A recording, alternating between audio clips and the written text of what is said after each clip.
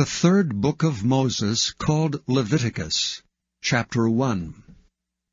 And the Lord called unto Moses, and spake unto him out of the tabernacle of the congregation, saying, Speak unto the children of Israel, and say unto them, If any man of you bring an offering unto the Lord, ye shall bring your offering of the cattle, even of the herd and of the flock.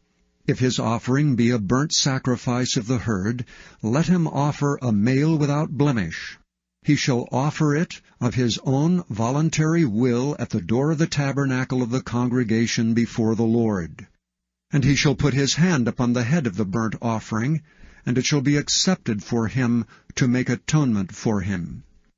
And he shall kill the bullock before the Lord, and the priests, Aaron's sons, shall bring the blood, and sprinkle the blood round about upon the altar that is by the door of the tabernacle of the congregation. And he shall flay the burnt offering, and cut it into his pieces. And the sons of Aaron the priest shall put fire upon the altar, and lay the wood in order upon the fire. And the priests, Aaron's sons, shall lay the parts, the head and the fat, in order upon the wood that is on the fire which is upon the altar. But his inwards and his legs shall he wash in water, and the priest shall burn all on the altar to be a burnt sacrifice, and offering made by fire of a sweet savour unto the Lord. And if his offering be of the flocks, namely of the sheep, or of the goats for a burnt sacrifice, he shall bring it a male without blemish, and he shall kill it on the side of the altar northward before the Lord. And the priest Aaron's son shall sprinkle his blood round about upon the altar. And he shall cut it into his pieces with his head and his fat, and the priest shall lay them in order on the wood that is on the fire which is upon the altar. But he shall wash the inwards and the legs with water, and the priest shall bring it all, and burn it upon the altar. It is a burnt sacrifice, and offering made by fire of a sweet savour unto the Lord. And if the burnt sacrifice for his offering to the Lord be of fowls, then he shall bring his offering of turtle doves or of young pigeons. And the priest shall bring it unto the altar, and wring off his head, and burn it on the altar. And the blood thereof shall be wrung out at the side of the altar, and he shall pluck away his crop with his feathers, and cast it beside the altar on the east part, by the place of the ashes. And he shall cleave it with the wings thereof, but shall not divide it asunder. And the priest shall burn it upon the altar, upon the wood that is upon the fire. It is a burnt sacrifice, and offering made by fire of a sweet savour unto the Lord. And when any will offer a meat offering unto the Lord, his offering shall be of fine flour, and he shall pour oil upon it, and put frankincense thereon. And he shall bring it to Aaron's sons the priests, and he shall take thereout his handful of the flour thereof, and of the oil thereof, with all the frankincense thereof, and the priest shall burn the memorial of it upon the altar, to be an offering made by fire of a sweet savour unto the Lord. And the remnant of the meat offering shall be Aaron's and his sons. It is a thing most holy of the offerings of the Lord made by fire. And if thou bring an oblation of a meat offering, bacon in the oven, it shall be unleavened cakes of fine flour mingled with oil, or unleavened wafers anointed with oil. And if thy oblation be a meat offering, bacon in a pan, it shall be of fine flour unleavened, mingled with oil. Thou shalt part it in pieces, and pour oil thereon. It is a meat offering. And if thy oblation be a meat offering, bacon in the frying pan, it shall be made of fine flour with oil. And thou shalt bring the meat offering that is made of these things unto the Lord, and when it is presented unto the priest, he shall bring it unto the altar. And the priest shall take from the meat offering a memorial thereof, and shall burn it upon the altar. It is an offering made by fire, of a sweet savour unto the Lord. And that which is left of the meat offering shall be Aaron's and his sons. It is a thing most holy of the offerings of the Lord made by fire. No meat offering which ye shall bring unto the Lord shall be made with leaven, For ye shall burn no leaven nor any honey in any offering of the Lord made by fire. As for the oblation of the firstfruits, ye shall offer them unto the Lord, but they shall not be burnt on the altar for a sweet savour. And every oblation of thy meat offering shalt thou season with salt, neither shalt thou suffer the salt of the covenant of thy God to be lacking from thy meat offering. With all thine offerings thou shalt offer salt. And if thou offer a meat offering of thy firstfruits unto the Lord, thou shalt offer for the meat offering of thy firstfruits green ears of corn, dried by the fire, even corn beaten out of full ears. And thou shalt put oil upon it, and lay frankincense thereon. It is a meat offering. And the priest shall burn the memorial of it, part of the beaten corn thereof, and part of the oil thereof, with all the frankincense thereof. It is an offering made by fire unto the Lord. And if his oblation be a sacrifice of peace offering, if he offer it of the herd, whether it be a male or female, he shall offer it without blemish before the Lord. And he shall lay his hand upon the head of his offering, and kill it at the door of the tabernacle of the congregation. And Aaron's sons the priest shall sprinkle the blood upon the altar round about. And he shall offer of the sacrifice of the peace offering, and offering made by fire unto the Lord, the fat that covereth the inwards, and all the fat that is upon the inwards, and the 2 kidneys, and the fat that is on them, which is by the flanks, and the caul above the liver with the kidneys, it shall he take away. And Aaron's son shall burn it on the altar upon the burnt sacrifice, which is upon the wood that is on the fire. It is an offering made by fire of a sweet savour unto the Lord. And if his offering for a sacrifice of peace offering unto the Lord be of the flock, male or female, he shall offer it without blemish. If he offer a lamb for his offering, then shall he offer it before the Lord. And he shall lay his hand upon the head of his offering, and kill it before the tabernacle of the congregation. And Aaron's son shall sprinkle the blood thereof round about upon the altar. And he shall offer of the sacrifice of the peace offering and offering made by fire unto the Lord, the fat thereof, and the whole rump. It shall he take off hard by the backbone, and the fat that covereth the inwards, and all the fat that is upon the inwards, and the 2 kidneys, and the fat that is upon them, which is by the flanks, and the caul above the liver, with the kidneys, it shall he take away. And the priest shall burn it upon the altar. It is the food of the offering made by fire unto the Lord. And if his offering be of a goat, then he shall offer it before the Lord. And he shall lay his hand upon the head of it, and kill it before the tabernacle of the congregation. And the sons of Aaron shall sprinkle the blood thereof upon the altar round about.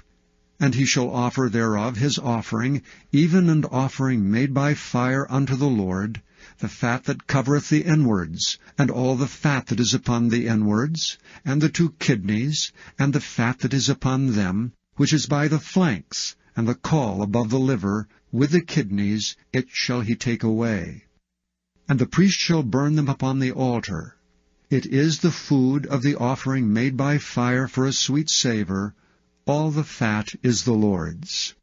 It shall be a perpetual statute for your generations throughout all your dwellings, that ye eat neither fat nor blood. And the Lord spake unto Moses, saying, Speak unto the children of Israel, saying, If a soul shall sin through ignorance against any of the commandments of the Lord concerning things which ought not to be done, and shall do against any of them, if the priest that is anointed do sin according to the sin of the people, then let him bring for his sin which he hath sinned a young bullock without blemish unto the Lord for a sin offering. And he shall bring the bullock unto the door of the tabernacle of the congregation before the Lord, and shall lay his hand upon the bullock's head, and kill the bullock before the Lord. And the priest that is anointed shall take of the bullock's blood, and bring it to the tabernacle of the congregation. And the priest shall dip his finger in the blood, and sprinkle of the blood 7 times before the Lord, before the veil of the sanctuary. And the priest shall put some of the blood upon the horns of the altar of sweet incense before the Lord, which is in the tabernacle of the congregation, and shall pour all the blood of the bullock at the bottom of the altar of the burnt offering, which is at the door of the tabernacle of the congregation. And he shall take off from it all the fat of the bullock for the sin offering, the fat that covereth the inwards, and all the fat that is upon the inwards, and the 2 kidneys, and the fat that is upon them, which is by the flanks, and the caul above the liver with the kidneys, it shall he take away, as it was taken off from the bullock of the sacrifice of peace offerings, and the priest shall burn them upon the altar of the burnt offering. And the skin of the bullock, and all his flesh with his head, and with his legs, and his inwards, and his dung, even the whole bullock shall he carry forth without the camp unto a clean place, where the ashes are poured out, and burn him on the wood with fire. Where the ashes are poured out shall he be burnt. And if the whole congregation of Israel sin through ignorance, and the thing be hid from the eyes of the assembly, and they have done somewhat against any of the commandments of the Lord concerning things which should not be done, and are guilty, when the sin which they have sinned against it is known, then the congregation shall offer a young bullock for the sin, and bring him before the tabernacle of the congregation. And the elders of the congregation shall lay their hands upon the head of the bullock before the Lord, and the bullock shall be killed before the Lord.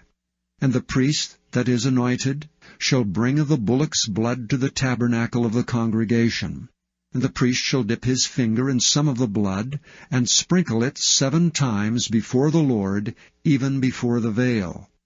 And he shall put some of the blood upon the horns of the altar which is before the Lord, that is in the tabernacle of the congregation, and shall pour out all the blood at the bottom of the altar of the burnt offering, which is at the door of the tabernacle of the congregation.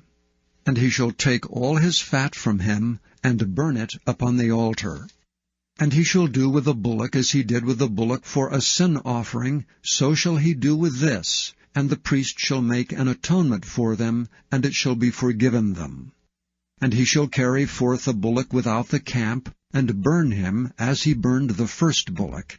It is a sin offering for the congregation. When a ruler hath sinned, and done somewhat through ignorance against any of the commandments of the Lord his God concerning things which should not be done, and is guilty, or if his sin, wherein he hath sinned, come to his knowledge, he shall bring his offering, a kid of the goats, a male without blemish. And he shall lay his hand upon the head of the goat, and kill it in the place where they kill the burnt offering before the Lord. It is a sin offering. And the priest shall take of the blood of the sin offering with his finger, and put it upon the horns of the altar of burnt offering, and shall pour out his blood at the bottom of the altar of burnt offering. And he shall burn all his fat upon the altar, as the fat of the sacrifice of peace offerings. And the priest shall make an atonement for him, as concerning his sin, and it shall be forgiven him. And if any one of the common people sin through ignorance, while he doeth somewhat against any of the commandments of the Lord concerning things which ought not to be done, and be guilty, or if his sin which he hath sinned come to his knowledge, then he shall bring his offering, a kid of the goats, a female without blemish, for his sin which he hath sinned. And he shall lay his hand upon the head of the sin offering, and slay the sin offering in the place of the burnt offering. And the priest shall take of the blood thereof with his finger, and put it upon the horns of the altar of burnt offering, and shall pour out all the blood thereof at the bottom of the altar. And he shall take away all the fat thereof, as the fat is taken away from off the sacrifice of peace offerings, and the priest shall burn it upon the altar for a sweet savour unto the Lord. And the priest shall make an atonement for him, and it shall be forgiven him. And if he bring a lamb for a sin offering, he shall bring it a female without blemish. And he shall lay his hand upon the head of the sin offering, and slay it for a sin offering in the place where they kill the burnt offering. And the priest shall take of the blood of the sin offering with his finger, and put it upon the horns of the altar of burnt offering, and shall pour out all the blood thereof at the bottom of the altar. And he shall take away all the fat thereof, as the fat of the lamb is taken away from the sacrifice of the peace offerings, and the priest shall burn them upon the altar, according to the offerings made by fire unto the Lord. And the priest shall make an atonement for his sin that he hath committed, and it shall be forgiven him. And if a soul sin, and hear the voice of swearing, and is a witness, whether he have seen or known of it, if he do not utter it, then he shall bear his iniquity. Or if a soul touch any unclean thing, whether it be a carcass of an unclean beast, or a carcass of unclean cattle, or the carcass of unclean creeping things, and if it be hidden from him, he also shall be unclean and guilty.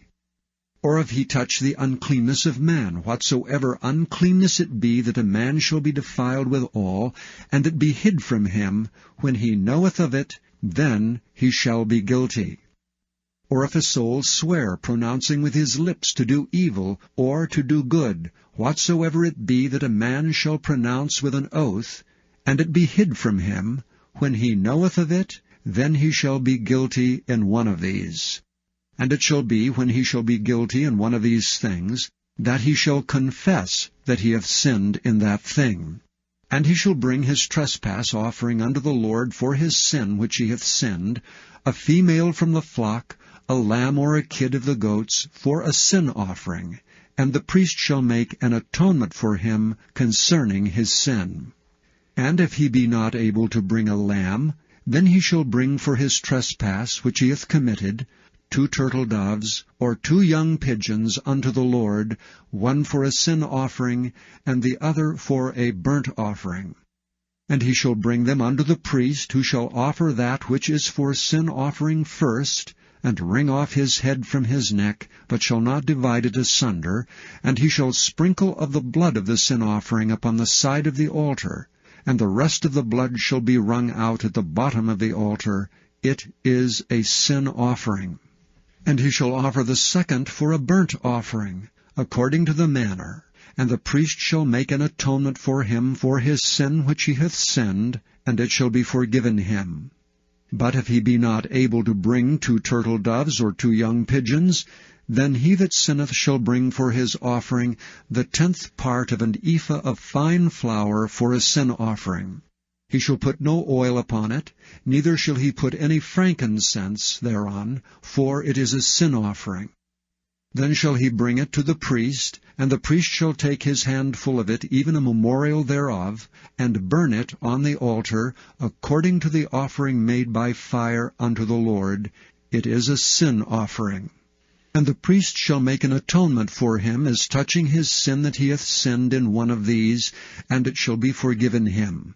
And the remnant shall be the priest's as a meat offering.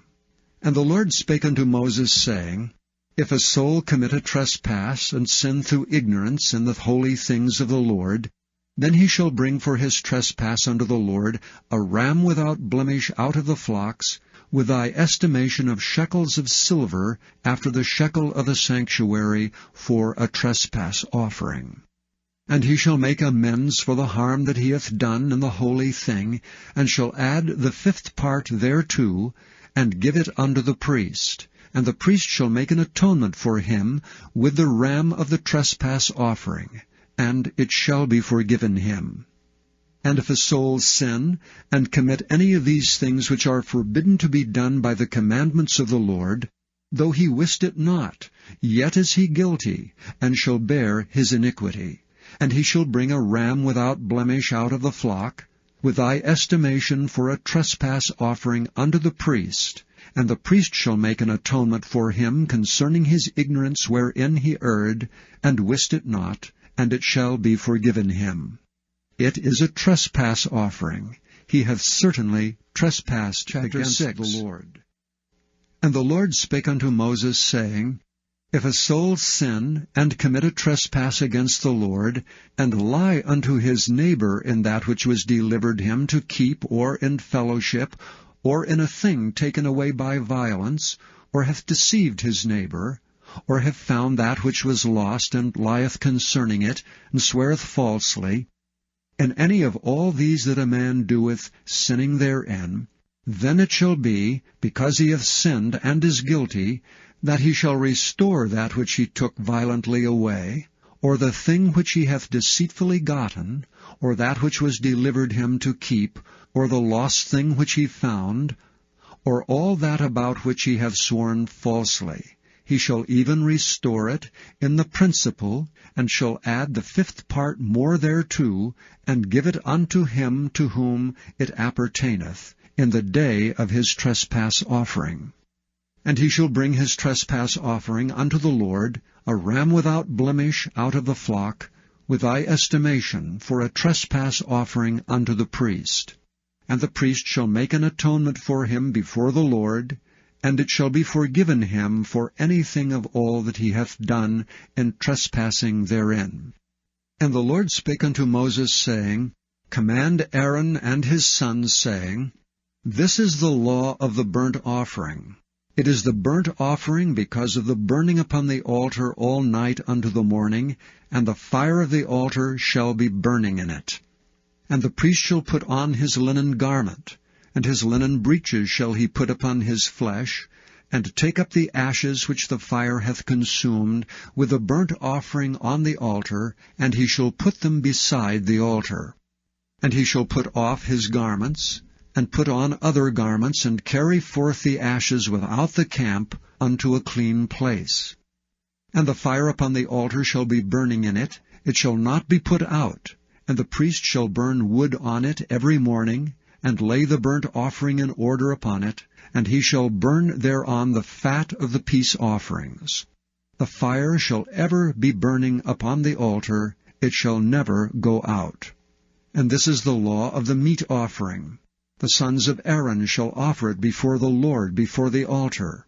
And he shall take of it his handful of the flour of the meat offering, and of the oil thereof, and all the frankincense which is upon the meat offering, and shall burn it upon the altar for a sweet savour, even the memorial of it unto the Lord.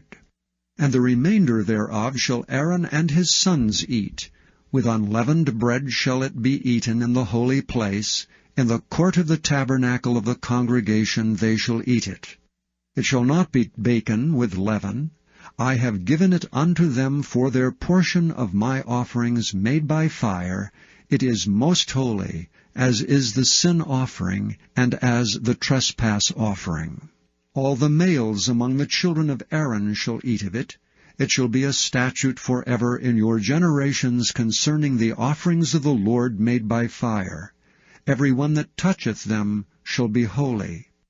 And the Lord spake unto Moses, saying, This is the offering of Aaron and of his sons, which they shall offer unto the Lord in the day when he is anointed, the 10th part of an ephah fine flour for a meat offering perpetual, half of it in the morning, and half thereof at night.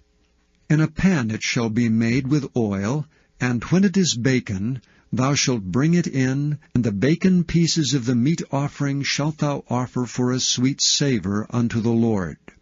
And the priest of his sons that is anointed in his stead shall offer it. It is a statute for ever unto the Lord. It shall be wholly burnt. For every meat offering for the priest shall be wholly burnt. It shall not be eaten.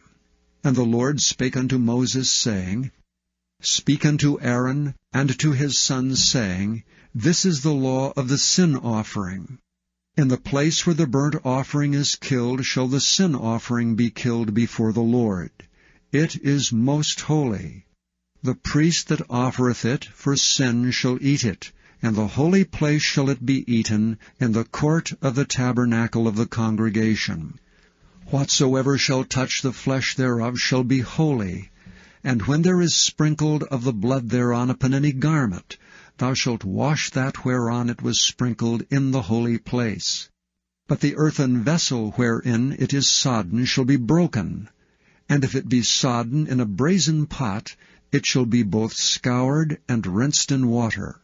All the males among the priests shall eat thereof. It is most holy. And no sin offering, whereof any of the blood is brought into the tabernacle of the congregation to reconcile with all in the holy place, shall be eaten. It shall be burnt in the fire. Likewise, this is the law of the trespass offering. It is most holy. In the place where they kill the burnt offering shall they kill the trespass offering, and the blood thereof shall be sprinkled round about upon the altar. And he shall offer of it all the fat thereof, the rump and the fat that covereth the inwards, and the 2 kidneys, and the fat that is on them, which is by the flanks, and the caul that is above the liver with the kidneys, it shall he take away. And the priest shall burn them upon the altar for an offering made by fire unto the Lord. It is a trespass offering. Every male among the priests shall eat thereof. It shall be eaten in the holy place. It is most holy. As the sin offering is, so is the trespass offering. There is one law for them. The priest that maketh atonement therewith shall have it. And the priest that offereth any man's burnt offering, even the priest shall have to himself the skin of the burnt offering which he hath offered. And all the meat offering that is baken in the oven, and all that is dressed in the frying pan, and in the pan shall be the priest's that offereth it.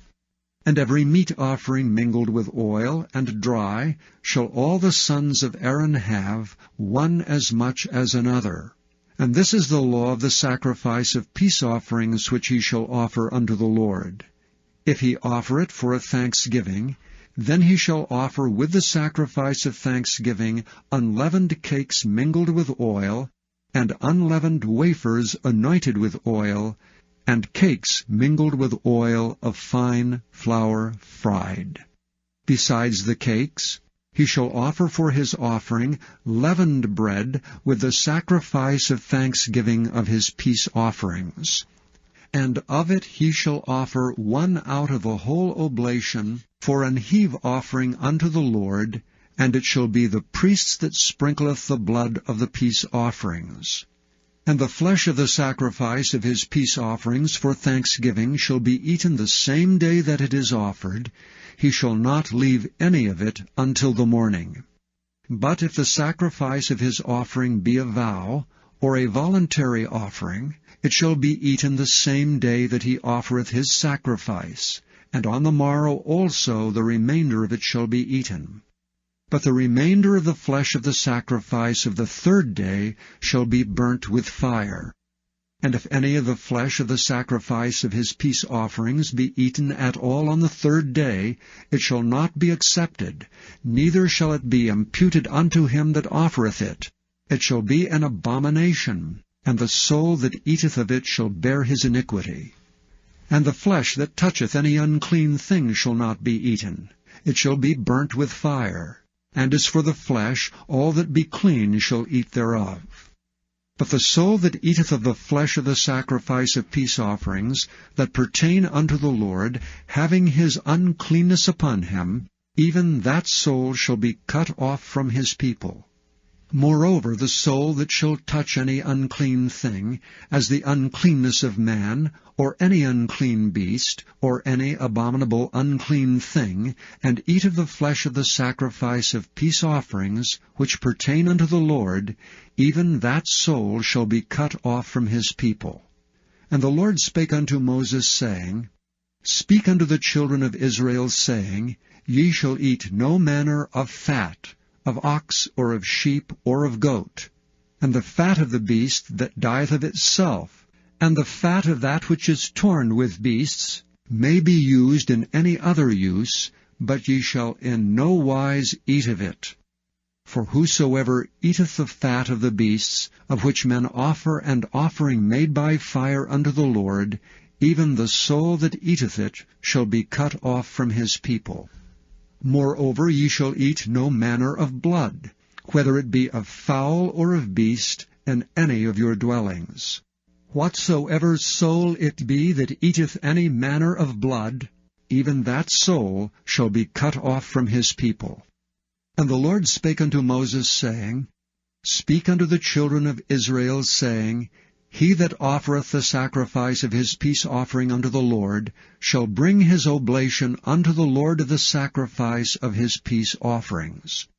His own hand shall bring the offerings of the Lord made by fire, the fat with the breast. It shall he bring, that the breast may be waved for a wave offering before the Lord. And the priest shall burn the fat upon the altar, but the breast shall be Aaron's and his sons'. And the right shoulder shall ye give unto the priest for an heave offering of the sacrifices of your peace offerings. He among the sons of Aaron, that offereth the blood of the peace offerings and the fat, shall have the right shoulder for his part.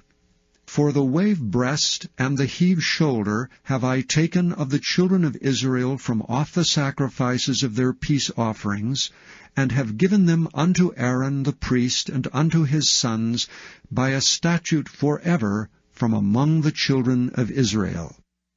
This is the portion of the anointing of Aaron, and of the anointing of his sons, out of the offerings of the Lord made by fire, in the day when he presented them to minister unto the Lord in the priest's office, which the Lord commanded to be given them of the children of Israel in the day that he anointed them, by a statute forever throughout their generations.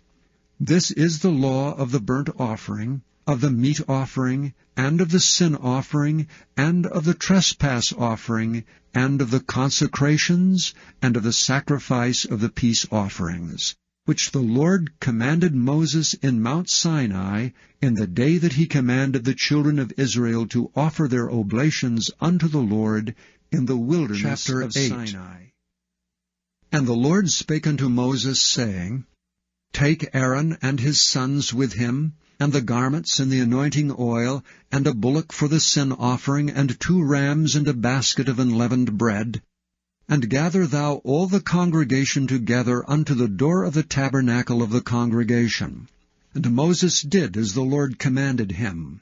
And the assembly was gathered together unto the door of the tabernacle of the congregation. And Moses said unto the congregation, This is the thing which the Lord commandeth to be done. And Moses brought Aaron and his sons, and washed them with water. And he put upon him the coat, and girded him with the girdle, and clothed him with the robe, and put the ephod upon him. And he girded him with the curious girdle of the ephod, and bound it unto him therewith. And he put the breastplate upon him. Also he put in the breastplate the Urim and the Thummim. And he put the mitre upon his head. Also upon the mitre, even upon the forefront, did he put the golden plate, the holy crown, as the Lord commanded Moses. And Moses took the anointing oil, and anointed the tabernacle, and all that was therein, and sanctified them. And he sprinkled thereof upon the altar 7 times, and anointed the altar and all his vessels, both the laver and his foot, to sanctify them. And he poured of the anointing oil upon Aaron's head, and anointed him to sanctify him. And Moses brought Aaron's sons, and put coats upon them, and girded them with girdles, and put bonnets upon them, as the Lord commanded Moses. And he brought the bullock for the sin offering, and Aaron and his sons laid their hands upon the head of the bullock for the sin offering. And he slew it, and Moses took the blood, and put it upon the horns of the altar round about with his finger, and purified the altar, and poured the blood at the bottom of the altar, and sanctified it to make reconciliation upon it. And he took all the fat that was upon the inwards, and the caul above the liver, and the 2 kidneys in their fat, and Moses burned it upon the altar. But the bullock and his hide, his flesh, and his dung he burnt with fire without the camp, as the Lord commanded Moses.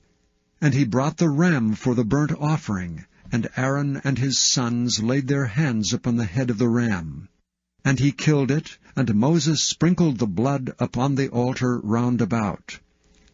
And he cut the ram into pieces, and Moses burnt the head and the pieces, and the fat. And he washed the inwards and the legs in water. And Moses burnt the whole ram upon the altar. It was a burnt sacrifice for a sweet savour, and an offering made by fire unto the Lord, as the Lord commanded Moses. And he brought the other ram, the ram of consecration. And Aaron and his sons laid their hands upon the head of the ram. And he slew it. And Moses took of the blood of it, and put it upon the tip of Aaron's right ear, and upon the thumb of his right hand, and upon the great toe of his right foot. And he brought Aaron's sons, and Moses put of the blood upon the tip of their right ear, and upon the thumbs of their right hands, and upon the great toes of their right feet. And Moses sprinkled the blood upon the altar round about. And he took the fat, and the rump, and all the fat that was upon the inwards, and the caul above the liver, and the 2 kidneys and their fat, and the right shoulder. And out of the basket of unleavened bread that was before the Lord, he took 1 unleavened cake, and a cake of oiled bread, and 1 wafer, and put them on the fat, and upon the right shoulder. And he put all upon Aaron's hands, and upon his sons' hands, and waved them for a wave offering before the Lord. And Moses took them from off their hands, and burnt them on the altar upon the burnt offering. They were consecrations for a sweet savour. It is an offering made by fire unto the Lord. And Moses took the breast, and waved it for a wave offering before the Lord. For of the ram of consecration it was Moses' part, as the Lord commanded Moses.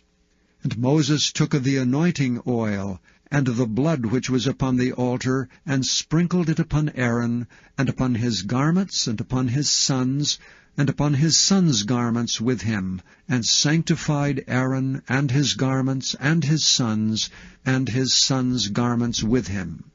And Moses said unto Aaron and to his sons, Boil the flesh at the door of the tabernacle of the congregation, and there eat it with the bread that is in the basket of consecration, as I commanded, saying, Aaron and his sons shall eat it. And that which remaineth of the flesh and of the bread shall ye burn with fire. And ye shall not go out of the door of the tabernacle of the congregation in 7 days, until the days of your consecration be at an end. For 7 days shall he consecrate you. And as he hath done this day, so the Lord hath commanded to do, to make an atonement for you. Therefore shall ye abide at the door of the tabernacle of the congregation, day and night 7 days, and keep the charge of the Lord, that ye die not, for so I am commanded. So Aaron and his sons did all things which the Lord commanded by the hand of Moses. And it came to pass on the 8th day that Moses called Aaron and his sons and the elders of Israel, and he said unto Aaron, Take thee a young calf for a sin offering, and a ram for a burnt offering without blemish, and offer them before the Lord. And unto the children of Israel thou shalt speak, saying, Take ye a kid of the goats for a sin offering, and a calf and a lamb, both of the first year without blemish, for a burnt offering. Also a bullock and a ram for peace offerings to sacrifice before the Lord, and a meat offering mingled with oil, for today the Lord will appear unto you. And they brought that which Moses commanded before the tabernacle of the congregation. And all the congregation drew near and stood before the Lord.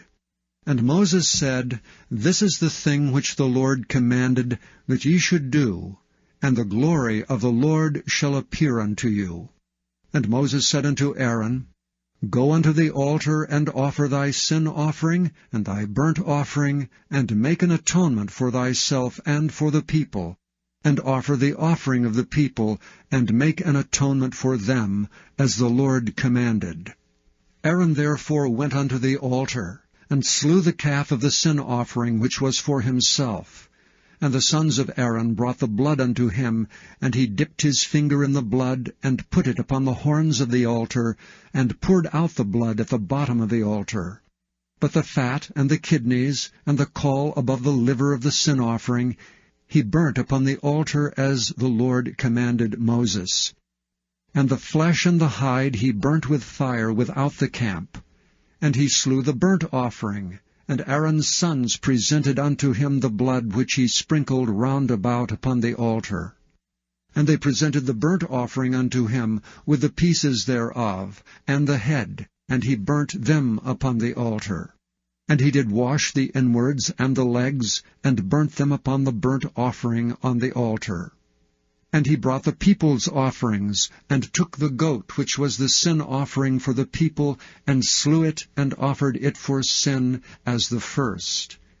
And he brought the burnt offering, and offered it according to the manner.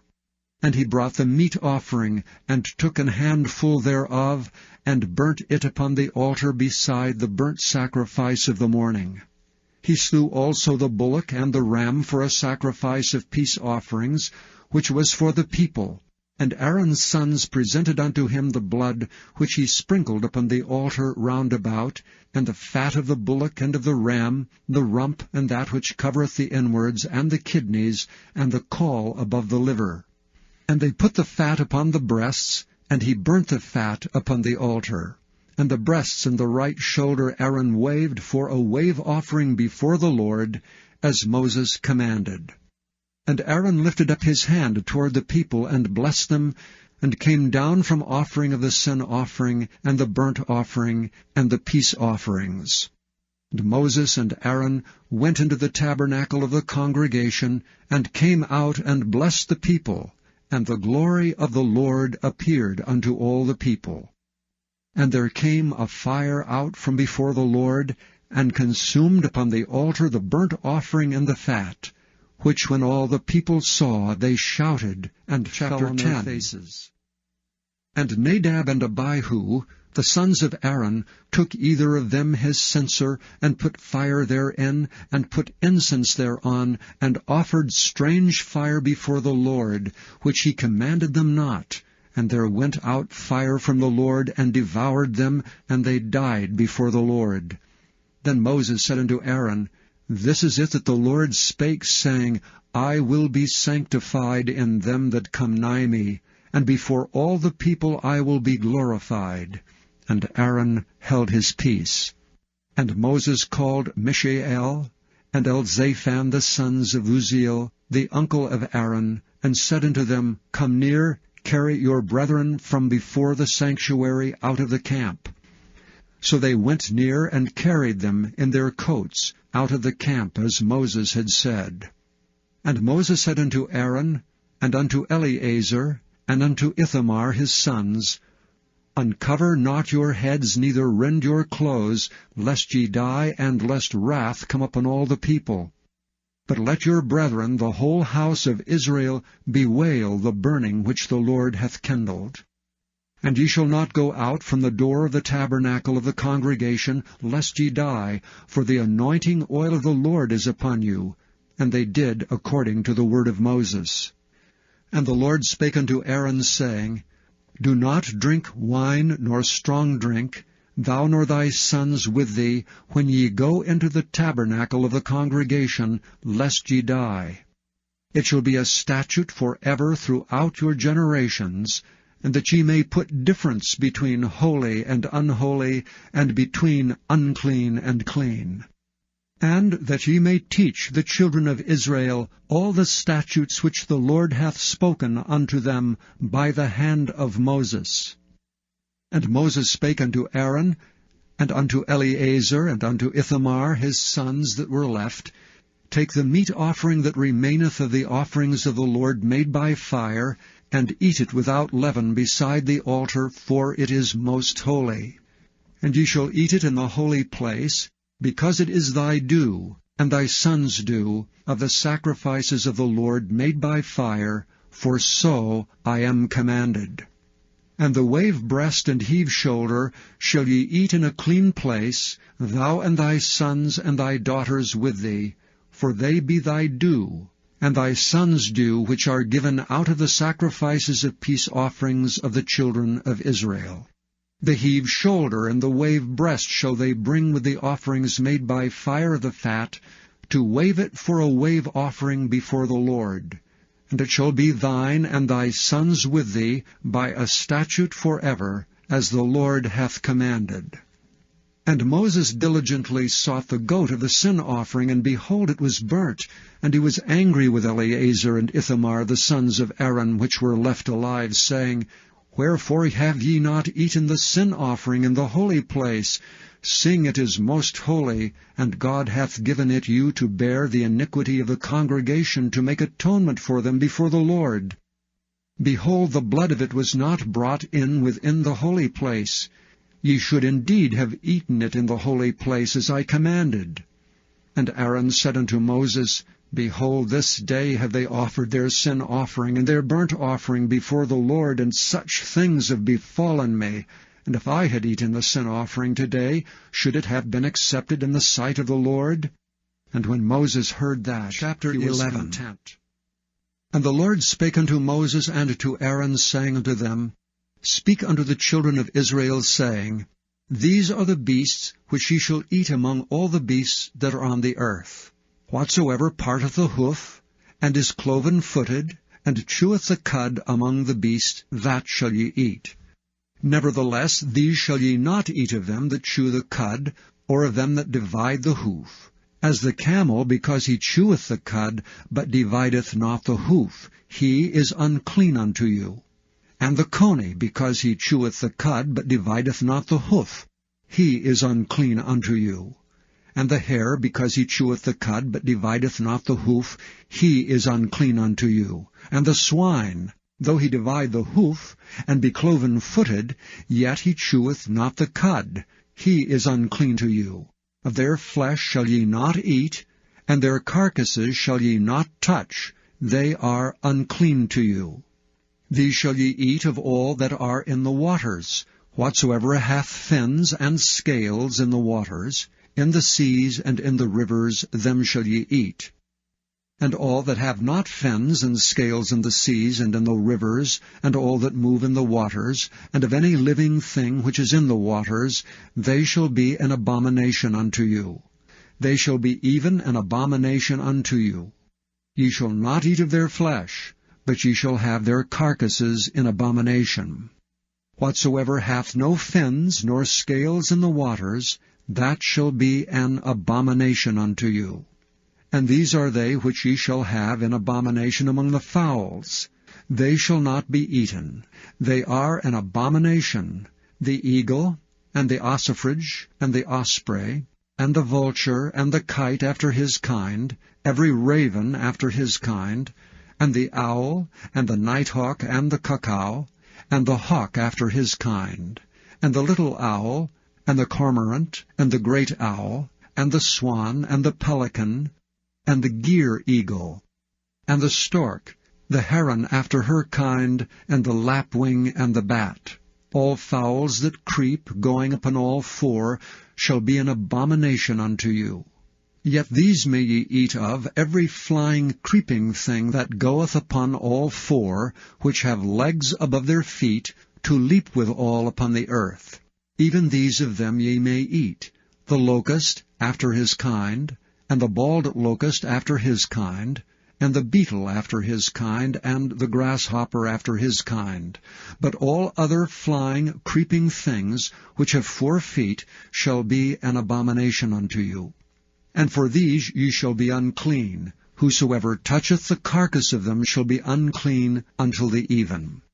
And whosoever beareth aught of the carcass of them shall wash his clothes, and be unclean until the even. The carcasses of every beast which divideth the hoof, and is not cloven-footed, nor cheweth the cud, are unclean unto you. Every one that toucheth them shall be unclean. And whatsoever goeth upon his paws among all manner of beasts that go on all 4, those are unclean unto you. Whoso toucheth their carcass shall be unclean until the even. And he that beareth the carcass of them shall wash his clothes, and be unclean until the even. They are unclean unto you. These also shall be unclean unto you among the creeping things that creep upon the earth, the weasel, and the mouse, and the tortoise after his kind, and the ferret, and the chameleon, and the lizard, and the snail, and the mole. These are unclean to you among all that creep. Whosoever doth touch them, when they be dead, shall be unclean until the even. And upon whatsoever any of them, when they are dead, doth fall, it shall be unclean, whether it be any vessel of wood, or raiment, or skin, or sack, whatsoever vessel it be, wherein any work is done, it must be put into water, and it shall be unclean until the even, so it shall be cleansed. And every earthen vessel, whereinto any of them falleth, whatsoever is in it shall be unclean, and ye shall break it. Of all meat which may be eaten, that on which such water cometh shall be unclean, and all drink that may be drunk in every such vessel shall be unclean. And everything whereupon any part of their carcass falleth shall be unclean, whether it be oven or ranges for pots, they shall be broken down, for they are unclean, and shall be unclean unto you. Nevertheless, a fountain or pit, wherein there is plenty of water, shall be clean, but that which toucheth their carcass shall be unclean. And if any part of their carcass fall upon any sowing seed which is to be sown, it shall be clean. But if any water be put upon the seed, and any part of their carcass fall thereon, it shall be unclean unto you. And if any beast, of which ye may eat, die, he that toucheth the carcass thereof shall be unclean until the even. And he that eateth of the carcass of it shall wash his clothes, and be unclean until the even. He also that beareth the carcass of it shall wash his clothes, and be unclean until the even. And every creeping thing that creepeth upon the earth shall be an abomination, it shall not be eaten. Whatsoever goeth upon the belly, whatsoever goeth upon all four, or whatsoever hath more feet among all creeping things that creep upon the earth, them ye shall not eat, for they are an abomination. Ye shall not make yourselves abominable with any creeping thing that creepeth, neither shall ye make yourselves unclean with them, that ye should be defiled thereby. For I am the Lord your God. Ye shall therefore sanctify yourselves, and ye shall be holy, for I am holy. Neither shall ye defile yourselves with any manner of creeping thing that creepeth upon the earth. For I am the Lord that bringeth you up out of the land of Egypt, to be your God. Ye shall therefore be holy, for I am holy. This is the law of the beasts, and of the fowl, and of every living creature that moveth in the waters, and of every creature that creepeth upon the earth, to make a difference between the unclean and the clean, and between the beast that may be eaten, and the beast that may not be eaten. Chapter 12.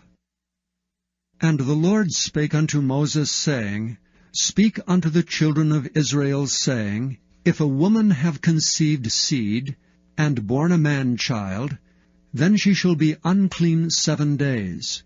According to the days of the separation of her infirmity shall she be unclean. And in the 8th day the flesh of his foreskin shall be circumcised. And she shall then continue in the blood of her purifying 33 days. She shall touch no hallowed thing, nor come into the sanctuary, until the days of her purifying be fulfilled. But if she bear a maid-child, then she shall be unclean 2 weeks, as in her separation. And she shall continue in the blood of her purifying 66 days. And when the days of her purifying are fulfilled, for a son or for a daughter, she shall bring a lamb of the 1st year for a burnt offering, and a young pigeon or a turtle-dove for a sin offering, unto the door of the tabernacle of the congregation, unto the priest, who shall offer it before the Lord, and make an atonement for her. And she shall be cleansed from the issue of her blood. This is the law for her that hath borne a male or a female. And if she be not able to bring a lamb, then she shall bring 2 turtles, or 2 young pigeons, the one for the burnt offering, and the other for a sin offering. And the priest shall make an atonement for her, and she shall be clean. And the Lord spake unto Moses and Aaron, saying, When a man shall have in the skin of his flesh a rising, a scab, or a bright spot, and it be in the skin of his flesh like the plague of leprosy, then he shall be brought unto Aaron the priest, or unto one of his sons the priests, and the priest shall look on the plague in the skin of the flesh. And when the hair in the plague is turned white, and the plague in sight be deeper than the skin of his flesh, it is a plague of leprosy, and the priest shall look on him and pronounce him unclean. If the bright spot be white in the skin of his flesh, and in sight be not deeper than the skin, and the hair thereof be not turned white, then the priest shall shut up him that hath the plague 7 days. And the priest shall look on him the 7th day, and behold, if the plague in his sight be at a stay, and the plague spread not in the skin, then the priest shall shut him up 7 days more.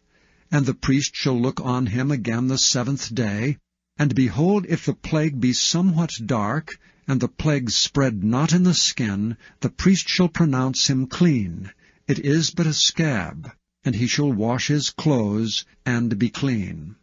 But if the scab spread much abroad in the skin, after that he hath been seen of the priest for his cleansing, he shall be seen of the priest again. And if the priest see that, behold, the scab spreadeth in the skin, then the priest shall pronounce him unclean. It is a leprosy. When the plague of leprosy is in a man, he shall be brought unto the priest. And the priest shall see him, and behold, if the rising be white in the skin, and it have turned the hair white, and there be quick raw flesh in the rising, it is an old leprosy in the skin of his flesh, and the priest shall pronounce him unclean, and shall not shut him up, for he is unclean. And if a leprosy break out abroad in the skin, and the leprosy cover all the skin of him that hath the plague, from his head even to his foot, wheresoever the priest looketh, then the priest shall consider, and behold, if the leprosy have covered all his flesh, he shall pronounce him clean that hath the plague. It is all turned white, he is clean. But when raw flesh appeareth in him, he shall be unclean, and the priest shall see the raw flesh, and pronounce him to be unclean. For the raw flesh is unclean, it is a leprosy. Or if the raw flesh turn again, and be changed unto white, he shall come unto the priest. And the priest shall see him, and behold, if the plague be turned into white, then the priest shall pronounce him clean that hath the plague. He is clean. The flesh also, in which even in the skin thereof was a boil, and is healed, and in the place of the boil there be a white rising, or a bright spot, white and somewhat reddish, and it be showed to the priest, and if when the priest seeth it, behold, it be in sight lower than the skin, and the hair thereof be turned white, the priest shall pronounce him unclean. It is a plague of leprosy broken out of the boil.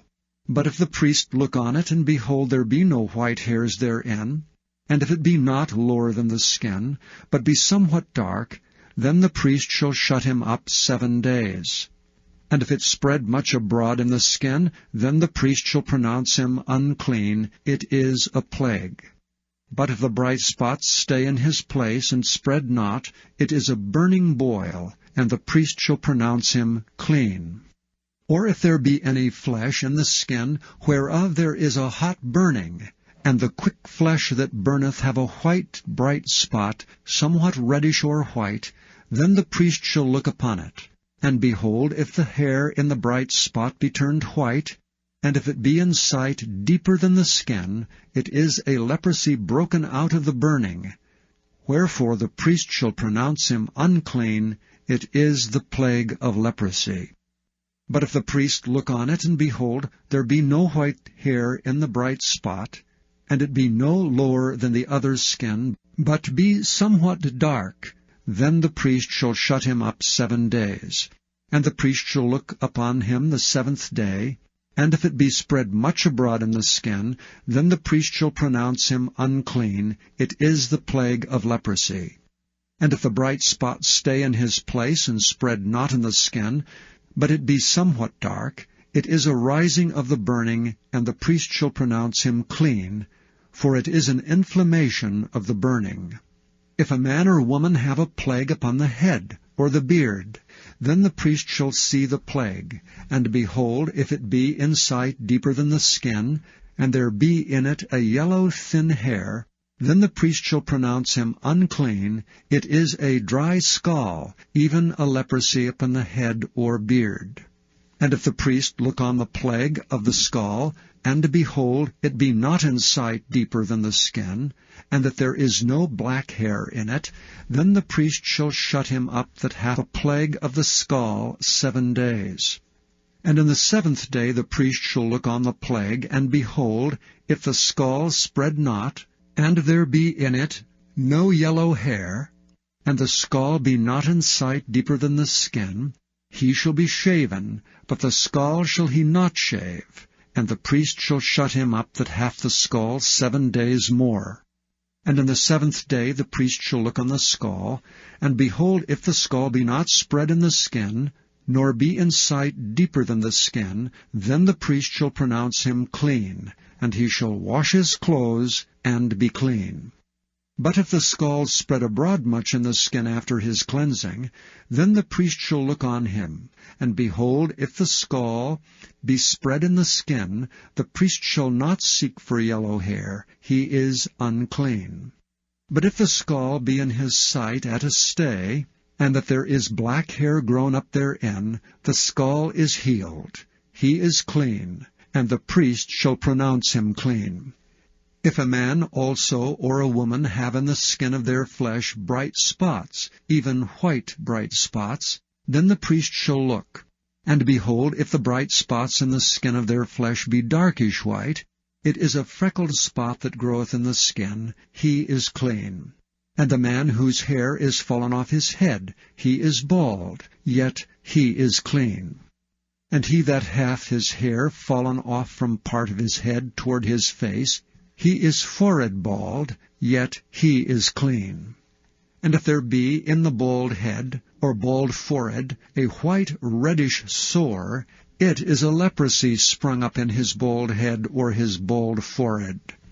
Then the priest shall look upon it, and behold, if the rising of the sore be white reddish in his bald head, or in his bald forehead, as the leprosy appeareth in the skin of the flesh, he is a leprous man, he is unclean. The priest shall pronounce him utterly unclean, his plague is in his head. And if the leper in whom the plague is, his clothes shall be rent, and his head bare, and he shall put a covering upon his upper lip, and shall cry, Unclean, unclean. All the days wherein the plague shall be in him, he shall be defiled. He is unclean, he shall dwell alone, without the camp shall his habitation be. The garment also that the plague of leprosy is in, whether it be a woolen garment or a linen garment, whether it be in the warp or woof, of linen or of woolen, whether in a skin or in anything made of skin, and if the plague be greenish or reddish in the garment, or in the skin, either in the warp or in the woof, or in anything of skin, it is a plague of leprosy, and shall be showed unto the priest. And the priest shall look upon the plague, and shut up it that hath the plague 7 days. And he shall look on the plague on the 7th day. If the plague be spread in the garment, either in the warp or in the woof, or in a skin, or in any work that is made of skin, the plague is in a fretting leprosy, it is unclean. He shall therefore burn that garment, whether warp or woof, in woolen or in linen, or anything of skin wherein the plague is. For it is a fretting leprosy, it shall be burnt in the fire. And if the priest shall look and behold the plague be not spread in the garment, either in the warp or in the woof, or in anything of skin, then the priest shall command that they wash the thing wherein the plague is, and he shall shut it up 7 days more. And the priest shall look on the plague, after that it is washed, and behold, if the plague have not changed his color, and the plague be not spread, it is unclean. thou shalt burn it in the fire, it is fret inward, whether it be bare within or without. And if the priest look, and behold, the plague be somewhat dark after the washing of it, then he shall rend it out of the garment, or out of the skin, or out of the warp, or out of the woof. And if it appears still in the garment, either in the warp, or in the woof, or in anything of skin, it is a spreading plague, thou shalt burn that wherein the plague is with fire. And the garment, either warp or woof, or whatsoever thing of skin it be, which thou shalt wash, if the plague be departed from them, then it shall be washed the second time, and shall be clean. This is the law of the plague of leprosy in a garment of woolen or linen, either in the warp or woof, or anything of skins, to pronounce it clean, or to pronounce it unclean. And the Lord spake unto Moses, saying, This shall be the law of the leper in the day of his cleansing. He shall be brought unto the priest. And the priest shall go forth out of the camp, and the priest shall look, and behold, if the plague of leprosy be healed in the leper, then shall the priest command to take for him that is to be cleansed 2 birds alive and clean, and cedar wood, and scarlet, and hyssop. And the priest shall command that one of the birds be killed in an earthen vessel over running water. As for the living bird, he shall take it, and the cedar wood, and the scarlet, and the hyssop, and shall dip them and the living bird in the blood of the bird that was killed over the running water. And he shall sprinkle upon him that is to be cleansed from the leprosy 7 times, and shall pronounce him clean, and shall let the living bird loose into the open field. And he that is to be cleansed shall wash his clothes, and shave off all his hair, and wash himself in water, that he may be clean. And after that he shall come into the camp, and shall tarry abroad out of his tent 7 days. But it shall be on the 7th day that he shall shave all his hair off his head, and his beard, and his eyebrows, even all his hair he shall shave off. And he shall wash his clothes, also he shall wash his flesh in water, and he shall be clean. And on the 8th day he shall take 2 he-lambs without blemish, and 1 ewe-lamb of the first year without blemish, and 3/10 deals of fine flour for a meat offering mingled with oil, and 1 log of oil. And the priest that maketh him clean shall present the man that is to be made clean, and those things before the Lord at the door of the tabernacle of the congregation. And the priest shall take 1 he-lamb, and offer him for a trespass offering, and the log of oil, and wave them for a wave offering before the Lord. And he shall slay the lamb in the place where he shall kill the sin offering and the burnt offering in the holy place. For as the sin offering is the priest's, so is the trespass offering, it is most holy. And the priest shall take some of the blood of the trespass offering, and the priest shall put it upon the tip of the right ear of him that is to be cleansed, and upon the thumb of his right hand, and upon the great toe of his right foot.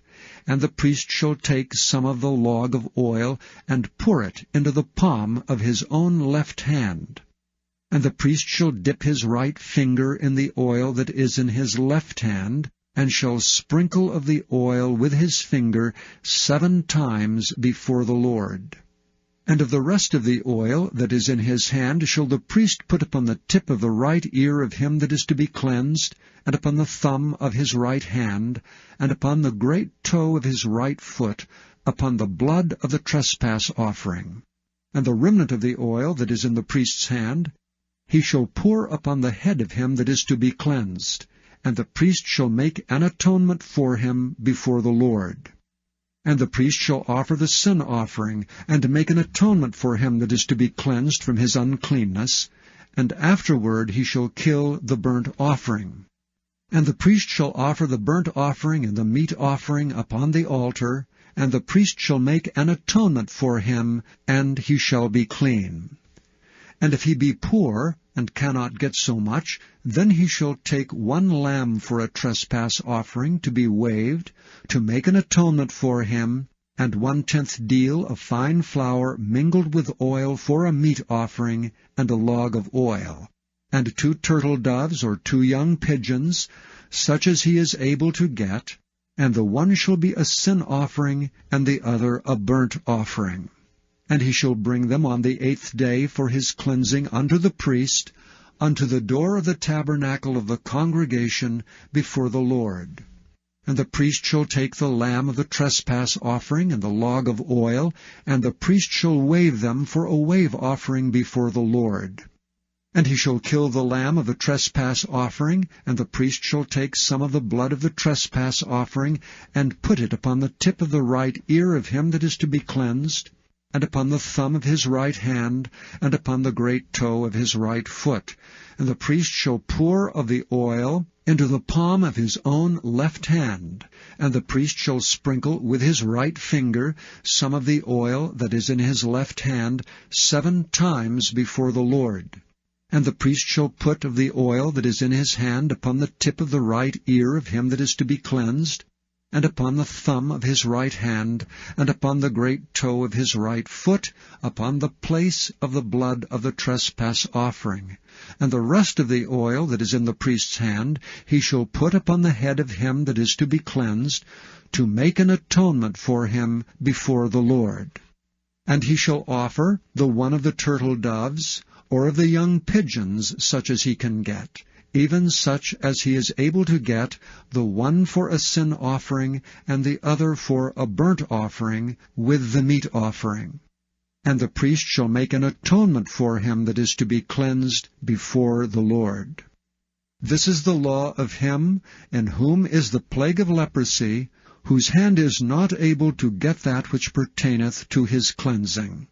And the Lord spake unto Moses and unto Aaron, saying, When ye come into the land of Canaan, which I give to you for a possession, and I put the plague of leprosy in a house of the land of your possession, and he that owneth the house shall come and tell the priest, saying, It seemeth to me there is as it were a plague in the house, then the priest shall command that they empty the house before the priest go into it to see the plague, that all that is in the house be not made unclean, and afterward the priest shall go in to see the house.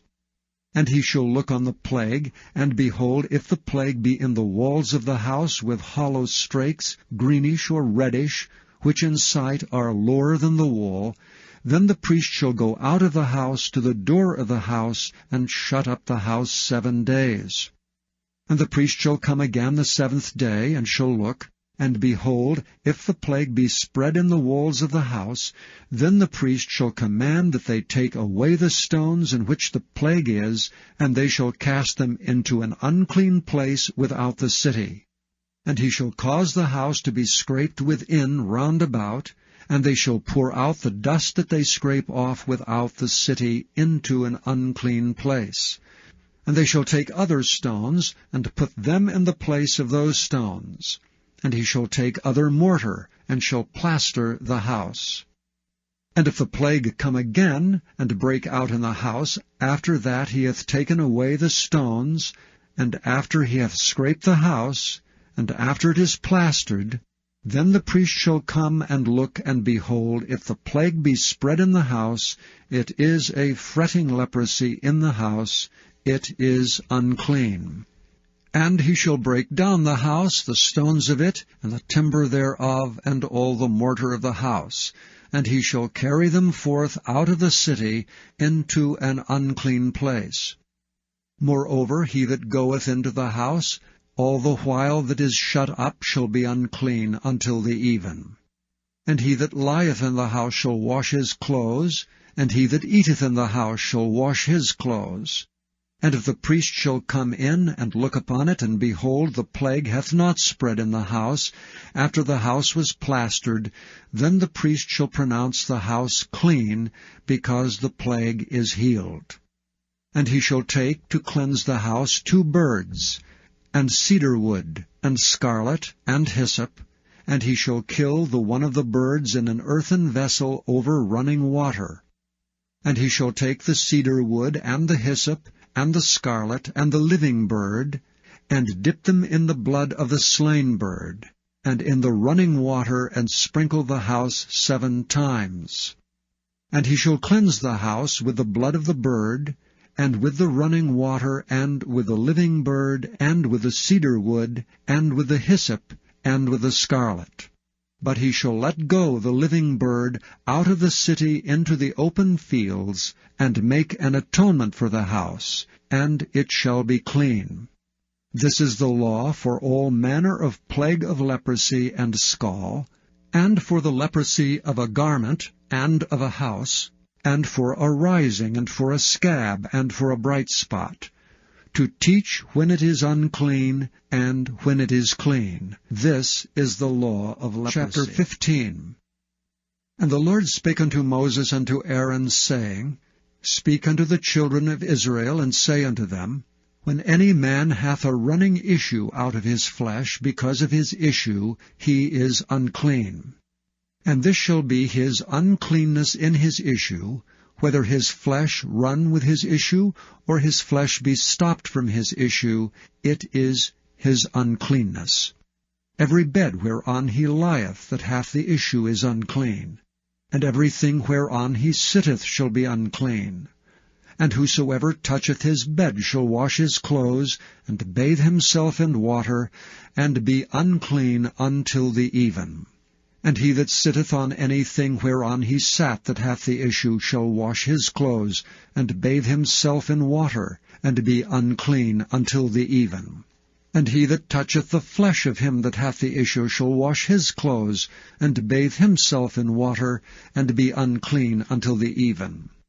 And if he that hath the issue spit upon him that is clean, then he shall wash his clothes, and bathe himself in water, and be unclean until the even. And what saddle soever he rideth upon that hath the issue shall be unclean. And whosoever toucheth anything that was under him shall be unclean until the even. And he that beareth any of these things shall wash his clothes, and bathe himself in water, and be unclean until the even. And whomsoever he toucheth that hath the issue, and hath not rinsed his hands in water, he shall wash his clothes, and bathe himself in water, and be unclean until the even. And the vessel of earth that he touched, which hath the issue, shall be broken. And every vessel of wood shall be rinsed in water. And when he that hath an issue is cleansed of his issue, then he shall number to himself 7 days for his cleansing, and wash his clothes, and bathe his flesh in running water, and shall be clean. And on the 8th day he shall take to him 2 turtle doves, or 2 young pigeons, and come before the Lord unto the door of the tabernacle of the congregation, and give them unto the priest. And the priest shall offer them, the one for a sin offering, and the other for a burnt offering. And the priest shall make an atonement for him before the Lord for his issue. And if any man's seed of copulation go out from him, then he shall wash all his flesh in water, and be unclean until the even. And every garment, and every skin whereon is the seed of copulation shall be washed with water, and be unclean until the even. The woman also with whom man shall lie with seed of copulation, they shall both bathe themselves in water, and be unclean until the even. And if a woman have an issue, and her issue in her flesh be blood, she shall be put apart 7 days. And whosoever toucheth her shall be unclean until the even. And everything that she lieth upon in her separation shall be unclean. Everything also that she sitteth upon shall be unclean. And whosoever toucheth her bed shall wash his clothes, and bathe himself in water, and be unclean until the even. And whosoever toucheth anything that she sat upon shall wash his clothes, and bathe himself in water, and be unclean until the even. And if it be on her bed, or on anything whereon she sitteth, when he toucheth it, he shall be unclean until the even. And if any man lie with her at all, and her flowers be upon him, He shall be unclean 7 days, and all the bed whereon he lieth shall be unclean. And if a woman have an issue of her blood many days out of the time of her separation, or if it run beyond the time of her separation, all the days of the issue of her uncleanness shall be as the days of her separation, she shall be unclean. Every bed whereon she lieth all the days of her issue shall be unto her as the bed of her separation, and whatsoever she sitteth upon shall be unclean as the uncleanness of her separation. And whosoever toucheth those things shall be unclean, and shall wash his clothes, and bathe himself in water, and be unclean until the even. But if she be cleansed of her issue, then she shall number to herself 7 days, and after that she shall be clean. And on the 8th day she shall take unto her 2 turtles, or 2 young pigeons, and bring them unto the priest to the door of the tabernacle of the congregation. And the priest shall offer the one for a sin offering, and the other for a burnt offering. And the priest shall make an atonement for her before the Lord for the issue of her uncleanness. Thus shall ye separate the children of Israel from their uncleanness, that they die not in their uncleanness when they defile my tabernacle that is among them.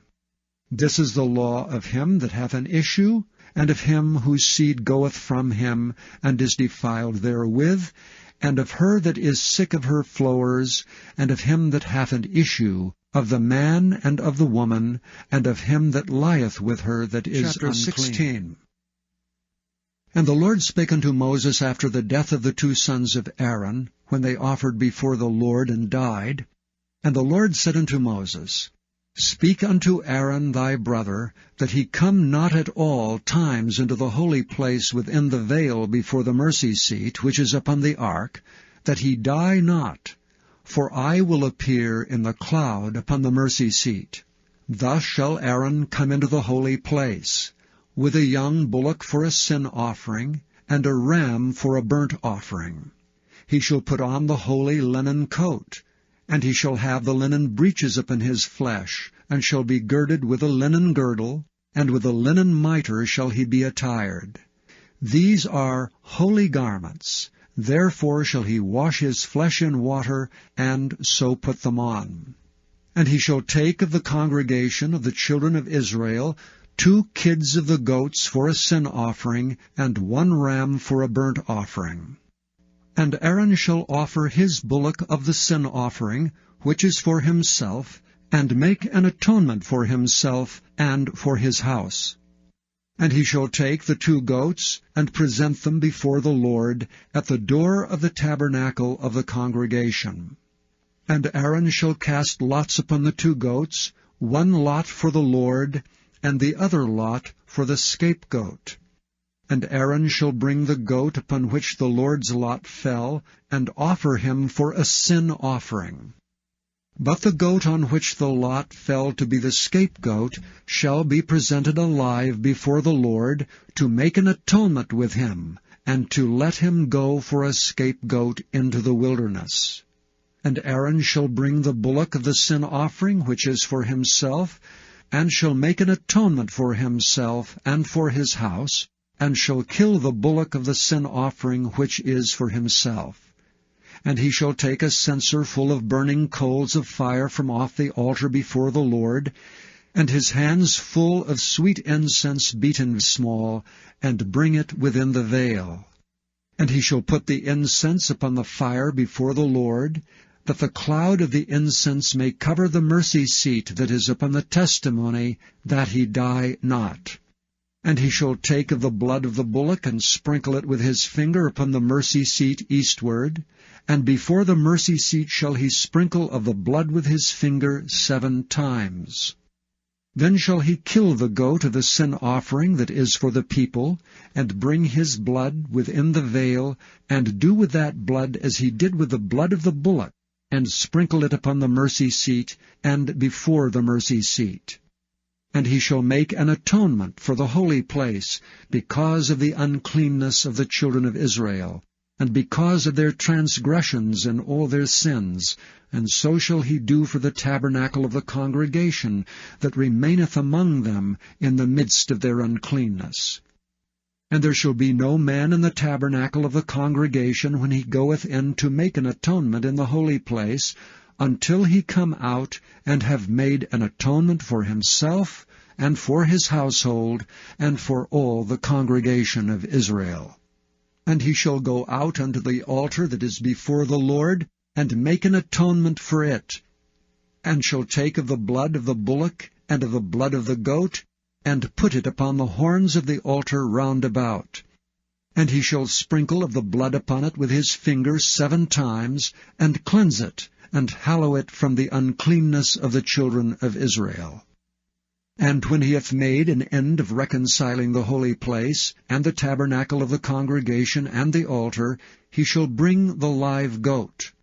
And Aaron shall lay both his hands upon the head of the live goat, and confess over him all the iniquities of the children of Israel, and all their transgressions and all their sins, putting them upon the head of the goat, and shall send him away by the hand of a fit man into the wilderness.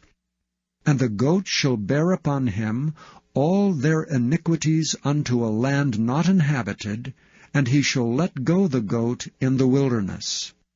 And Aaron shall come into the tabernacle of the congregation, and shall put off the linen garments which he put on when he went into the holy place, and shall leave them there.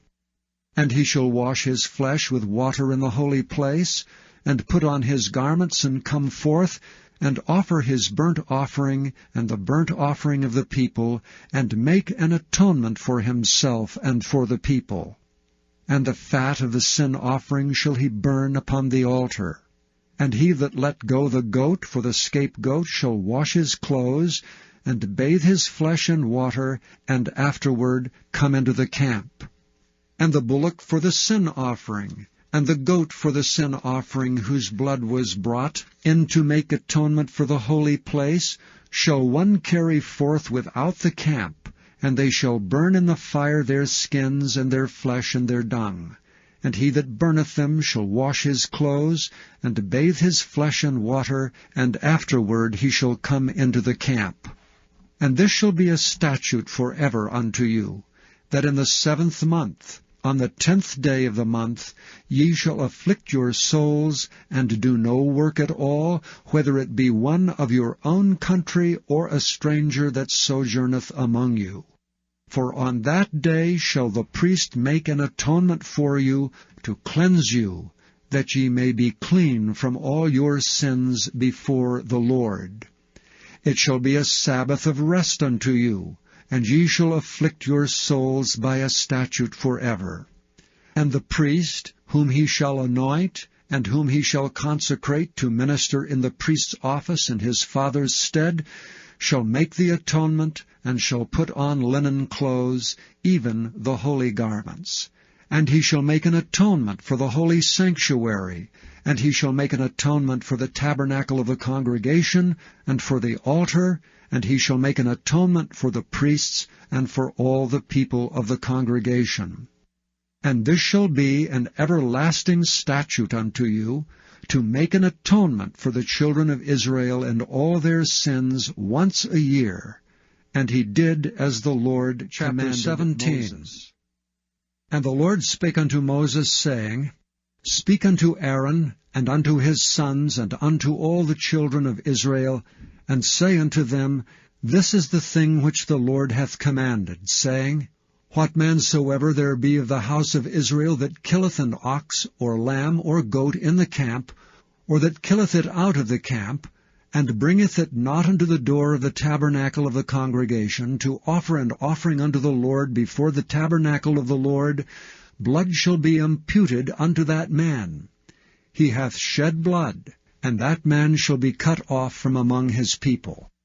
To the end that the children of Israel may bring their sacrifices which they offer in the open field, even that they may bring them unto the Lord, unto the door of the tabernacle of the congregation, unto the priest, and offer them for peace offerings unto the Lord.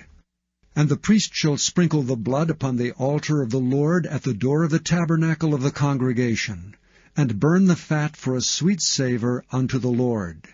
And they shall no more offer their sacrifices unto devils, after whom they have gone a-whoring. This shall be a statute for ever unto them throughout their generations. And thou shalt say unto them, Whatsoever man there be of the house of Israel, or of the strangers which sojourn among you, that offereth a burnt offering or sacrifice, and bringeth it not unto the door of the tabernacle of the congregation to offer it unto the Lord, even that man shall be cut off from among his people. And whatsoever man there be of the house of Israel, or of the strangers that sojourn among you, that eateth any manner of blood, I will even set my face against that soul that eateth blood, and will cut him off from among his people. For the life of the flesh is in the blood, and I have given it to you upon the altar, to make an atonement for your souls, for it is the blood that maketh an atonement for the soul. Therefore I said unto the children of Israel, No soul of you shall eat blood, neither shall any stranger that sojourneth among you eat blood. And whatsoever man there be of the children of Israel, or of the strangers that sojourn among you, which hunteth and catcheth any beast or fowl that may be eaten, he shall even pour out the blood thereof, and cover it with dust. For it is the life of all flesh, the blood of it is for the life thereof. Therefore I said unto the children of Israel, Ye shall eat the blood of no manner of flesh, for the life of all flesh is the blood thereof. Whosoever eateth it shall be cut off. And every soul that eateth that which died of itself, or that which was torn with beasts, whether it be one of your own country or a stranger, he shall both wash his clothes, and bathe himself in water, and be unclean until the even. Then shall he be clean. But if he wash them not, nor bathe his flesh, then he shall bear his iniquity. 18. And the Lord spake unto Moses, saying, Speak unto the children of Israel, and say unto them, I am the Lord your God. After the doings of the land of Egypt, wherein ye dwelt, shall ye not do, and after the doings of the land of Canaan, whither I bring you, shall ye not do, neither shall ye walk in their ordinances. Ye shall do my judgments, and keep mine ordinances to walk therein. I am the Lord your God. Ye shall therefore keep my statutes and my judgments, which if a man do, he shall live in them. I am the Lord. None of you shall approach to any that is near of kin to him, to uncover their nakedness. I am the Lord. The nakedness of thy father, or the nakedness of thy mother, thou shalt not uncover. She is thy mother, thou shalt not uncover her nakedness. The nakedness of thy father's wife shalt thou not uncover, it is thy father's nakedness. The nakedness of thy sister, the daughter of thy father, or daughter of thy mother, whether she be born at home or born abroad, even their nakedness thou shalt not uncover. The nakedness of thy son's daughter, or of thy daughter's daughter, even their nakedness thou shalt not uncover, for theirs is thine own nakedness. The nakedness of thy father's wife's daughter, begotten of thy father, she is thy sister, thou shalt not uncover her nakedness. Thou shalt not uncover the nakedness of thy father's sister. She is thy father's near kinswoman. Thou shalt not uncover the nakedness of thy mother's sister, for she is thy mother's near kinswoman. Thou shalt not uncover the nakedness of thy father's brother. Thou shalt not approach to his wife. She is thine aunt. Thou shalt not uncover the nakedness of thy daughter-in-law. She is thy son's wife. Thou shalt not uncover her nakedness. Thou shalt not uncover the nakedness of thy brother's wife. It is thy brother's nakedness. Thou shalt not uncover the nakedness of a woman and her daughter. Neither shalt thou take her son's daughter or her daughter's daughter to uncover her nakedness, for they are her near kinswomen. It is wickedness. Neither shalt thou take a wife to her sister to vex her, to uncover her nakedness beside the other in her lifetime. Also thou shalt not approach unto a woman to uncover her nakedness, as long as she is put apart for her uncleanness. Moreover, thou shalt not lie carnally with thy neighbor's wife, to defile thyself with her. And thou shalt not let any of thy seed pass through the fire to Molech, neither shalt thou profane the name of thy God. I am the Lord. As with womankind, it is abomination. Neither shalt thou lie with any beast to defile thyself therewith, neither shall any woman stand before a beast to lie down thereto. It is confusion. Defile not ye yourselves in any of these things, for in all these the nations are defiled which I cast out before you, and the land is defiled. Therefore I do visit the iniquity thereof upon it, and the land itself vomiteth out her inhabitants. Ye shall therefore keep my statutes and my judgments, and shall not commit any of these abominations, neither any of your own nation, nor any stranger that sojourneth among you. For all these abominations have the men of the land done, which were before you, and the land is defiled. That the land spew not you out also when ye defile it, as it spewed out the nations that were before you. For whosoever shall commit any of these abominations, even the souls that commit them shall be cut off from among their people. Therefore shall ye keep mine ordinance, that ye commit not any one of these abominable customs, which were committed before you, and that ye defile not yourselves therein. I am the Lord. Chapter 19. And the Lord spake unto Moses, saying, Speak unto all the congregation of the children of Israel, and say unto them, Ye shall be holy, for I, the Lord your God, am holy. Ye shall fear every man his mother and his father, and keep my Sabbaths. I am the Lord your God.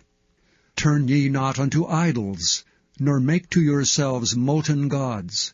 I am the Lord your God. And if ye offer a sacrifice of peace offerings unto the Lord, ye shall offer it at your own will. It shall be eaten the same day ye offer it, and on the morrow, if aught remain until the third day, it shall be burnt in the fire. And if it be eaten at all on the third day, it is abominable. It shall not be accepted. Therefore every one that eateth it shall bear his iniquity, because he hath profaned the hallowed thing of the Lord, and that soul shall be cut off from among his people. And when ye reap the harvest of your land, thou shalt not wholly reap the corners of thy field, neither shalt thou gather the gleanings of thy harvest. And thou shalt not glean thy vineyard, neither shalt thou gather every grape of thy vineyard. Thou shalt leave them for the poor and stranger. I am the Lord your God. Ye shall not steal, neither deal falsely, neither lie one to another. And ye shall not swear by my name falsely, neither shalt thou profane the name of thy God. I am the Lord. Thou shalt not defraud thy neighbor, neither rob him. The wages of him that is hired shall not abide with thee all night until the morning. Thou shalt not curse the deaf, nor put a stumbling block before the blind, but shalt fear the Lord thy God. I am the Lord. Ye shall do no unrighteousness in judgment. Thou shalt not respect the person of the poor, nor honor the person of the mighty, but in righteousness shalt thou judge thy neighbor. Thou shalt not go up and down as a talebearer among thy people, neither shalt thou stand against the blood of thy neighbor. I am the Lord. Thou shalt not hate thy brother in thine heart. Thou shalt in any wise rebuke thy neighbor, and not suffer sin upon him. Thou shalt not avenge nor bear any grudge against the children of thy people, but thou shalt love thy neighbor as thyself. I am the Lord. Ye shall keep my statutes. Thou shalt not let thy cattle gender with a diverse kind. Thou shalt not sow thy field with mingled seed, neither shall a garment mingled of linen and woolen come upon thee. And whosoever lieth carnally with a woman, that is a bondmaid betrothed to an husband, and not at all redeemed, nor freedom given her, she shall be scourged. They shall not be put to death, because she was not free. And he shall bring his trespass offering unto the Lord, unto the door of the tabernacle of the congregation, even a ram for a trespass offering. And the priest shall make an atonement for him with the ram of the trespass offering before the Lord for his sin which he hath done, and the sin which he hath done shall be forgiven him. And when ye shall come into the land, and shall have planted all manner of trees for food, then ye shall count the fruit thereof as uncircumcised. 3 years shall it be as uncircumcised unto you. It shall not be eaten of. But in the 4th year all the fruit thereof shall be holy to praise the Lord withal. And in the 5th year shall ye eat of the fruit thereof, that it may yield unto you the increase thereof. I am the Lord your God. Ye shall not eat anything with blood, neither shall ye use enchantment, nor observe times. Ye shall not round the corners of your heads, neither shalt thou mar the corners of thy beard. Ye shall not make any cuttings in your flesh for the dead, nor print any marks upon you. I am the Lord. Do not prostitute thy daughter to cause her to be a whore, lest the land fall to whoredom, and the land become full of wickedness. Ye shall keep my Sabbaths, and reverence my sanctuary. I am the Lord. Regard not them that have familiar spirits, neither seek after wizards to be defiled by them. I am the Lord your God. Thou shalt rise up before the hoary head, and honor the face of the old man, and fear thy God. I am the Lord. And if a stranger sojourn with thee in your land, ye shall not vex him. But the stranger that dwelleth with you shall be unto you as one born among you, and thou shalt love him as thyself. For ye were strangers in the land of Egypt. I am the Lord your God. Ye shall do no unrighteousness in judgment, in meter yard, in weight, or in measure. Just balances, just weights, a just ephah, and a just hin shall ye have. I am the Lord your God, which brought you out of the land of Egypt. Therefore shall ye observe all my statutes, and all my judgments, and do them. I am 20. The Lord. And the Lord spake unto Moses, saying, Again thou shalt say to the children of Israel, Whosoever he be of the children of Israel, or of the strangers that sojourn in Israel, that giveth any of his seed unto Moloch, he shall surely be put to death. The people of the land shall stone him with stones. And I will set my face against that man, and will cut him off from among his people, because he hath given of his seed unto Moloch to defile my sanctuary, and to profane my holy name. And if the people of the land do any ways hide their eyes from the man, when he giveth of his seed unto Moloch, and kill him not, then I will set my face against that man, and against his family, and will cut him off, and all that go a-whoring after him, to commit whoredom with Moloch, from among their people.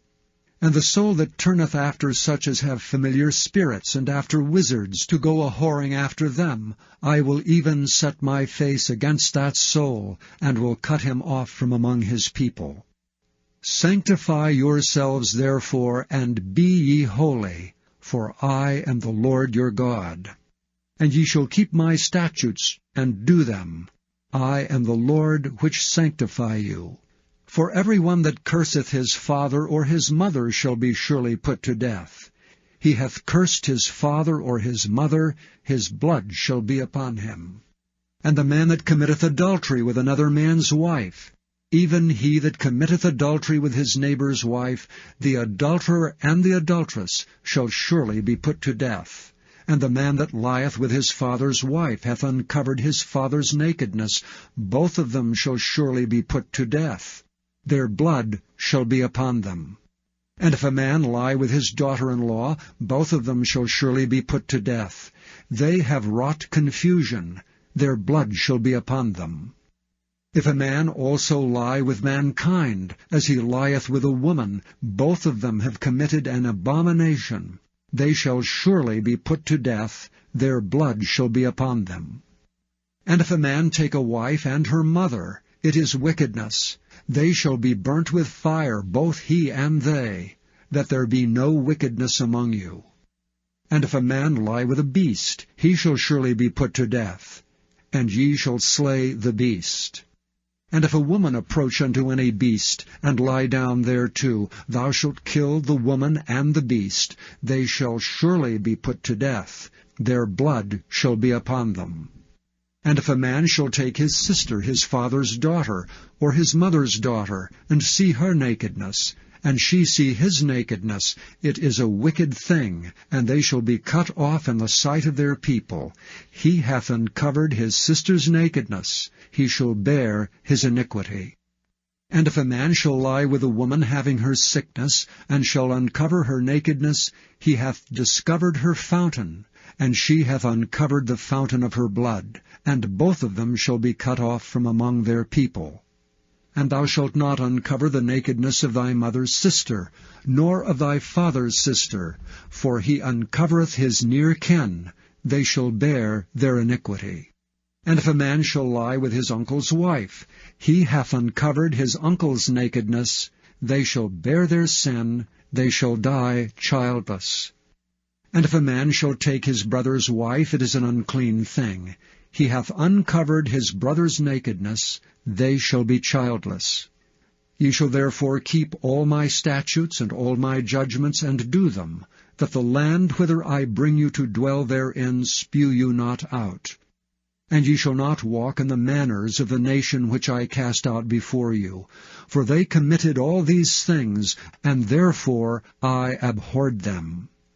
But I have said unto you, ye shall inherit their land, and I will give it unto you to possess it, a land that floweth with milk and honey.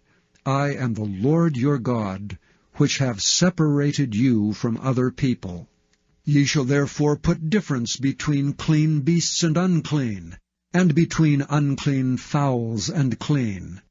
And ye shall not make your souls abominable by beast or by fowl, or by any manner of living thing that creepeth on the ground, which I have separated from you as unclean. And ye shall be holy unto me, for I the Lord am holy, and have severed you from other people, that ye should be mine. A man also or woman that hath a familiar spirit, or that is a wizard, shall surely be put to death. They shall stone them with stones, their blood shall be upon them. And the Lord said unto Moses, Speak unto the priests, the sons of Aaron, and say unto them, There shall none be defiled for the dead among his people, but for his kin that is near unto him, that is, for his mother, and for his father, and for his son, and for his daughter, and for his brother, and for his sister a virgin, that is nigh unto him, which hath had no husband, for her may he be defiled. But he shall not defile himself, being a chief man among his people, to profane himself. They shall not make baldness upon their head, neither shall they shave off the corner of their beard, nor make any cuttings in their flesh. They shall be holy unto their God, and not profane the name of their God. For the offerings of the Lord made by fire, and the bread of their God they do offer.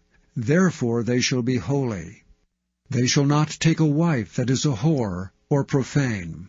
Neither shall they take a woman put away from her husband, for he is holy unto his God. Thou shalt sanctify him therefore, for he offereth the bread of thy God. He shall be holy unto thee. For I, the Lord, which sanctify you, am holy. And the daughter of any priest, if she profane herself by playing the whore, she profaneth her father, she shall be burnt with fire. And he that is the high priest among his brethren, upon whose head the anointing oil was poured, and that is consecrated to put on the garments, shall not uncover his head, nor rend his clothes, neither shall he go into any dead body, nor defile himself for his father or for his mother. Neither shall he go out of the sanctuary, nor profane the sanctuary of his God. For the crown of the anointing oil of his God is upon him. I am the Lord. And he shall take a wife in her virginity.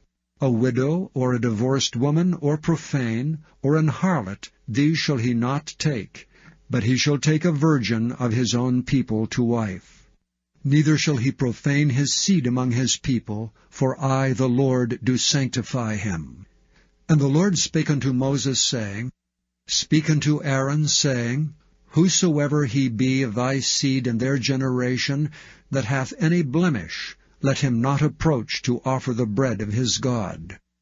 For whatsoever man he be that hath a blemish, he shall not approach, a blind man, or a lame, or he that hath a flat nose, or anything superfluous, or a man that is broken-footed or broken-handed, or crook-backed, or a dwarf, or that hath a blemish in his eye, or be scurvy, or scabbed, or hath his stones broken. No man that hath a blemish of the seed of Aaron the priest shall come nigh to offer the offerings of the Lord made by fire. He hath a blemish. He shall not come nigh to offer the bread of his God. He shall eat the bread of his God, both of the most holy and of the holy. Only he shall not go in unto the veil, nor come nigh unto the altar, because he hath a blemish, that he profane not my sanctuaries. For I, the Lord, do sanctify them. And Moses told it unto Aaron, and to his sons, and to all the children of Israel. And the Lord spake unto Moses, saying, Speak unto Aaron and to his sons, that they separate themselves from the holy things of the children of Israel, and that they profane not my holy name and those things which they hallow unto me. I am the Lord. Say unto them, Whosoever he be of all your seed among your generations, that goeth unto the holy things which the children of Israel hallow unto the Lord, having his uncleanness upon him, that soul shall be cut off from my presence. I am the Lord. What man soever of the seed of Aaron is a leper, or hath a running issue, he shall not eat of the holy things until he be clean. And whoso toucheth anything that is unclean by the dead, or a man whose seed goeth from him, or whosoever toucheth any creeping thing whereby he may be made unclean, or a man of whom he may take uncleanness, whatsoever uncleanness he hath, the soul which hath touched any such shall be unclean until even, and shall not eat of the holy things, unless he wash his flesh with water. And when the sun is down, he shall be clean, and shall afterward eat of the holy things, because it is his food. That which dieth of itself, or is torn with beast, he shall not eat to defile himself therewith. I am the Lord. They shall therefore keep mine ordinance, lest they bear sin for it, and die therefore if they profane it. I, the Lord, do sanctify them. There shall no stranger eat of the holy thing. A sojourner of the priest, or an hired servant, shall not eat of the holy thing. But if the priest buy any soul with his money, he shall eat of it. And he that is born in his house, they shall eat of his meat. If the priest's daughter also be married unto a stranger, she may not eat of an offering of the holy things. But if the priest's daughter be a widow, or divorced, and have no child, and is returned unto her father's house as in her youth, she shall eat of her father's meat. But there shall no stranger eat thereof. And if a man eat of the holy thing unwittingly, then he shall put the 5th part thereof unto it, and shall give it unto the priest with the holy thing. And they shall not profane the holy things of the children of Israel, which they offer unto the Lord, or suffer them to bear the iniquity of trespass when they eat their holy things, for I, the Lord, do sanctify them. And the Lord spake unto Moses, saying, Speak unto Aaron, and to his sons, and to all the children of Israel, and say unto them, Whatsoever he be of the house of Israel, or of the strangers in Israel, that will offer his oblation for all his vows, and for all his freewill offerings, which they will offer unto the Lord for a burnt offering, ye shall offer at your own will a male without blemish of the beeves, of the sheep, or of the goats. But whatsoever hath a blemish, that shall ye not offer, for it shall not be acceptable for you. And whosoever offereth a sacrifice of peace offerings unto the Lord, to accomplish his vow, or a freewill offering in beeves or sheep, it shall be perfect to be accepted. There shall be no blemish therein. Blind, or broken, or maimed, or having a wen, or scurvy, or scabbed, ye shall not offer these unto the Lord, nor make an offering by fire of them upon the altar unto the Lord. Either a bullock or a lamb that hath anything superfluous or lacking in his parts, that mayest thou offer for a freewill offering, but for a vow it shall not be accepted.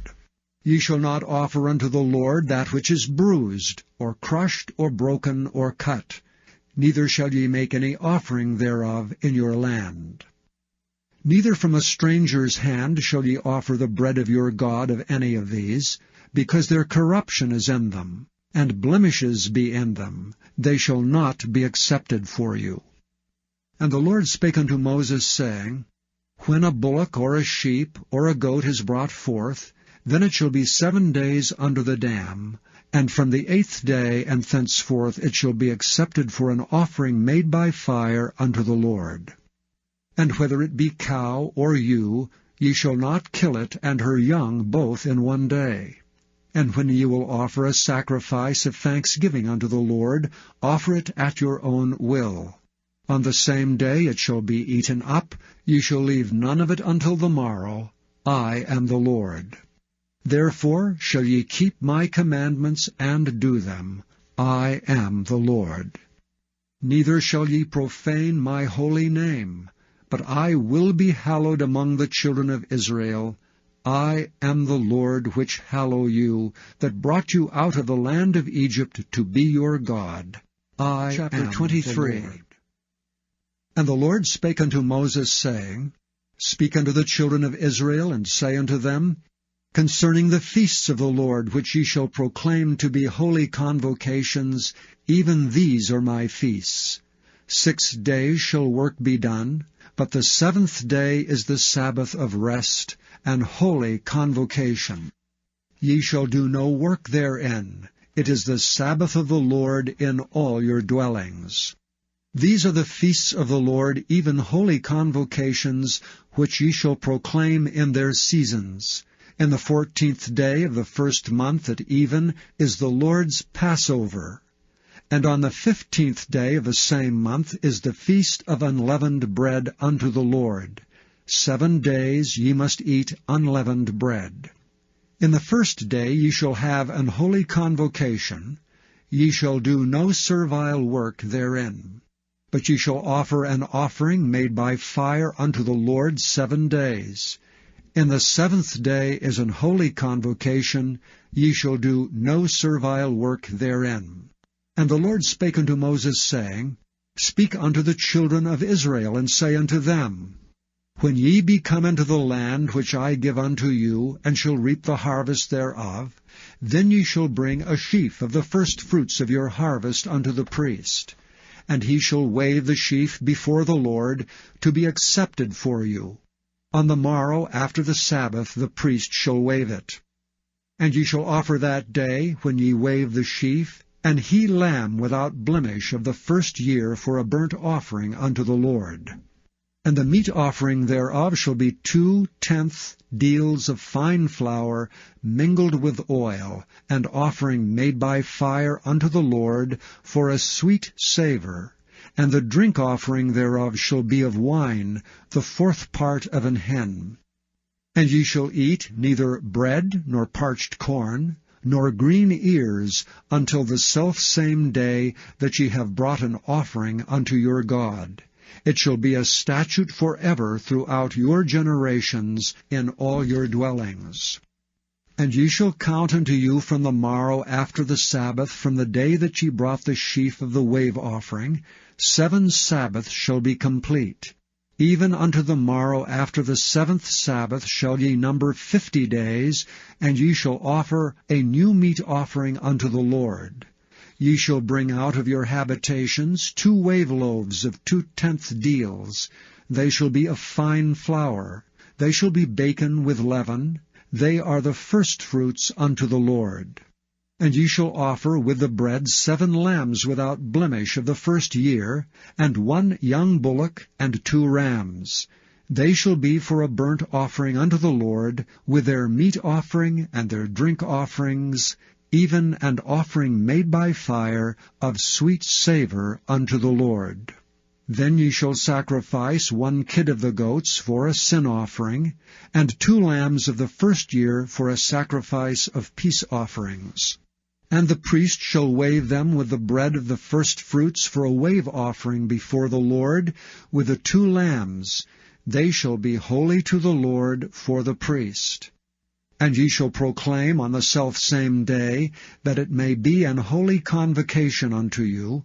Ye shall do no servile work therein. It shall be a statute forever in all your dwellings throughout your generations. And when ye reap the harvest of your land, thou shalt not make clean riddance of the corners of thy field when thou reapest, neither shalt thou gather any gleaning of thy harvest. Thou shalt leave them unto the poor and to the stranger. I am the Lord your God. And the Lord spake unto Moses, saying, Speak unto the children of Israel, saying, In the 7th month, in the 1st day of the month, shall ye have a Sabbath, a memorial of blowing of trumpets, and holy convocation. Ye shall do no servile work therein, but ye shall offer an offering made by fire unto the Lord. And the Lord spake unto Moses, saying, Also on the 10th day of this 7th month there shall be a day of atonement. It shall be an holy convocation unto you, and ye shall afflict your souls, and offer an offering made by fire unto the Lord. And ye shall do no work in that same day, for it is a day of atonement, to make an atonement for you before the Lord your God. For whatsoever soul it be that shall not be afflicted in that same day, he shall be cut off from among his people.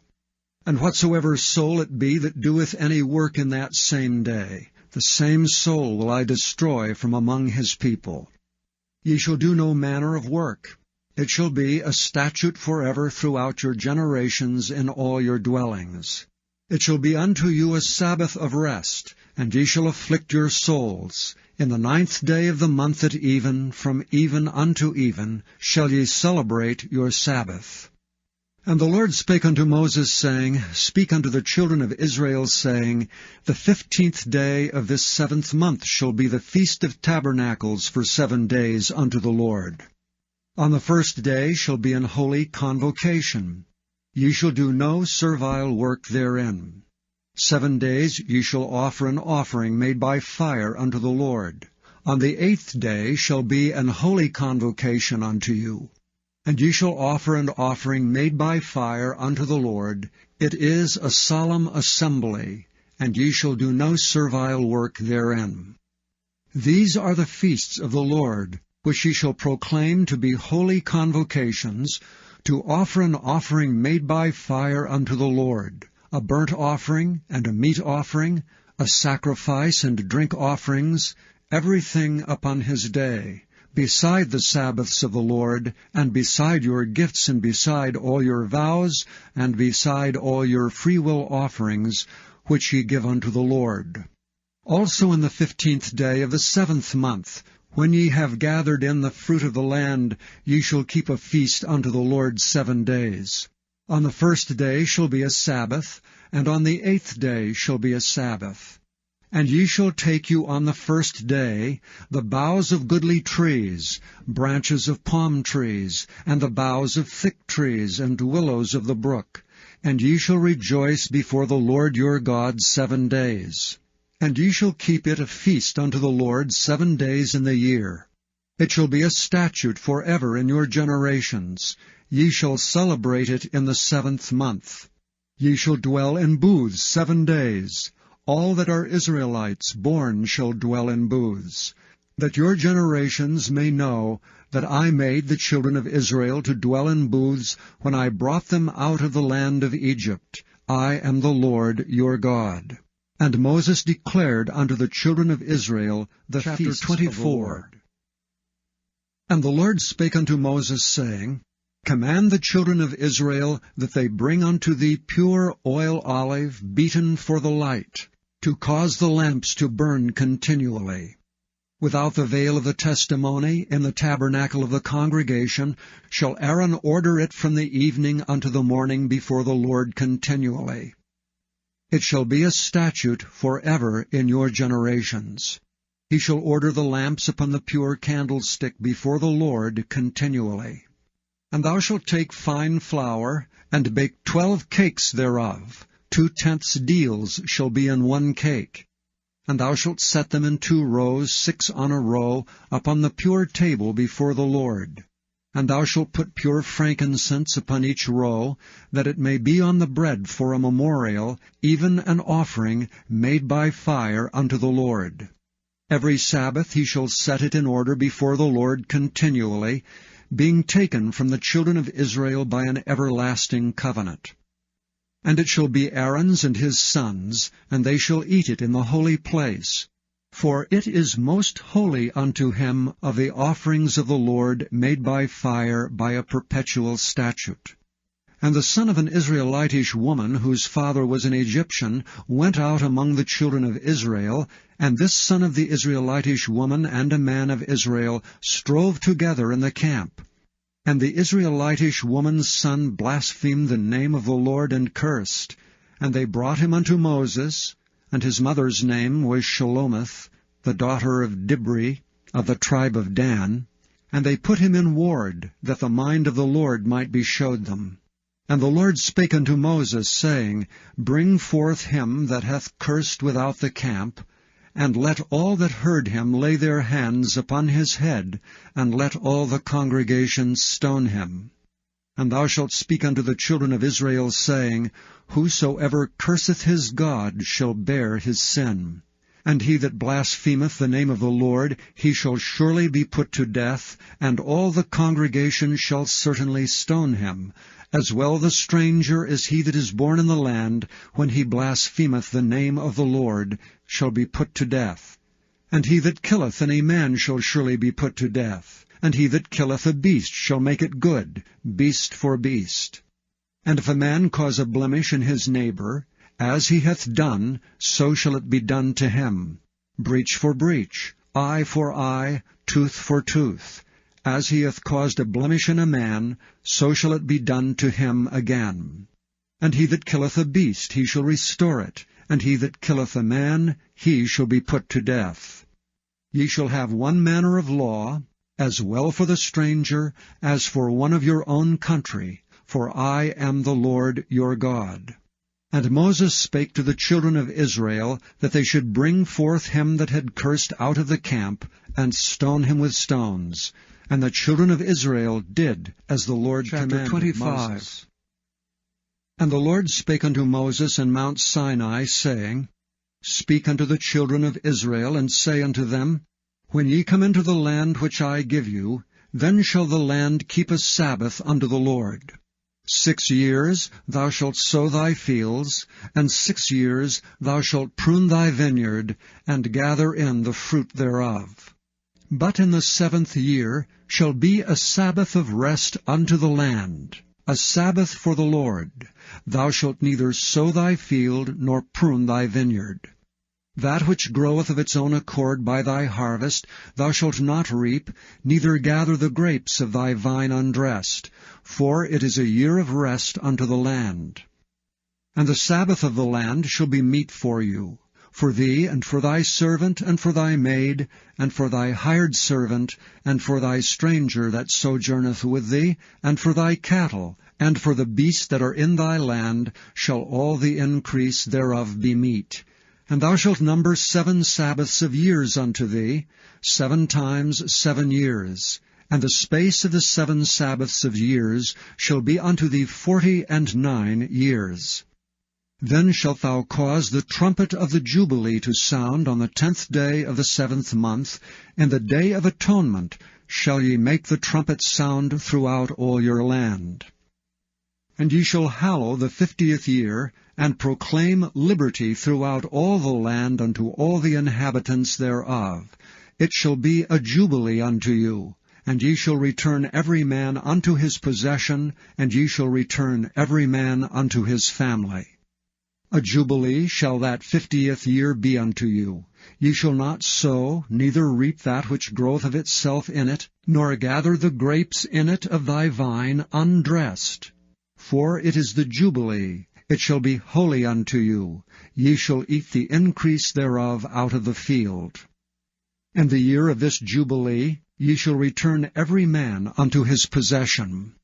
And if thou sell aught unto thy neighbor, or buyest aught of thy neighbor's hand, ye shall not oppress one another.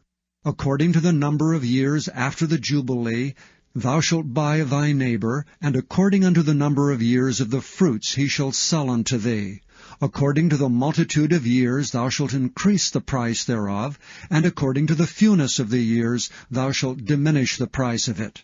For according to the number of the years of the fruits doth he sell unto thee.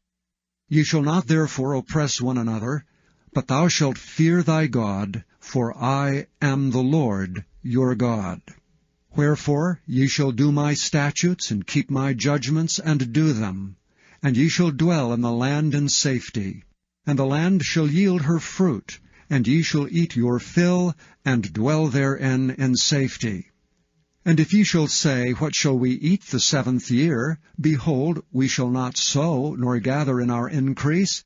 Then I will command my blessing upon you in the 6th year, and it shall bring forth fruit for 3 years. And ye shall sow the 8th year, and eat yet of the old fruit until the 9th year. Until her fruits come in ye shall eat of the old store. The land shall not be sold forever, for the land is mine. For ye are strangers and sojourners with me. And in all the land of your possession ye shall grant a redemption for the land. If thy brother be waxen poor, and hath sold away some of his possession, and if any of his kin come to redeem it, then shall he redeem that which his brother sold. And if the man have none to redeem it, and himself be able to redeem it, then let him count the years of the sale thereof, and restore the overplus unto the man to whom he sold it, that he may return unto his possession. But if he be not able to restore it to him, then that which is sold shall remain in the hand of him that hath bought it until the year of Jubilee, and in the Jubilee it shall go out, and he shall return unto his possession. And if a man sell a dwelling house in a walled city, then he may redeem it within a whole year after it is sold. Within a full year may he redeem it. And if it be not redeemed within the space of a full year, then the house that is in the walled city shall be established forever to him that bought it throughout his generations. It shall not go out in the Jubilee. But the houses of the villages which have no wall round about them shall be counted as the fields of the country. They may be redeemed, and they shall go out in the Jubilee. Notwithstanding the cities of the Levites, and the houses of the cities of their possession, may the Levites redeem at any time. And if a man purchase of the Levites, then the house that was sold, and the city of his possession, shall go out in the year of Jubilee. For the houses of the cities of the Levites are their possession among the children of Israel. But the field of the suburbs of their cities may not be sold, for it is their perpetual possession. And if thy brother be waxen poor, and fallen in decay with thee, then thou shalt relieve him, yea, though he be a stranger or a sojourner, that he may live with thee. Take thou no usury of him, or increase, but fear thy God, that thy brother may live with thee. Thou shalt not give him thy money upon usury, nor lend him thy victuals for increase.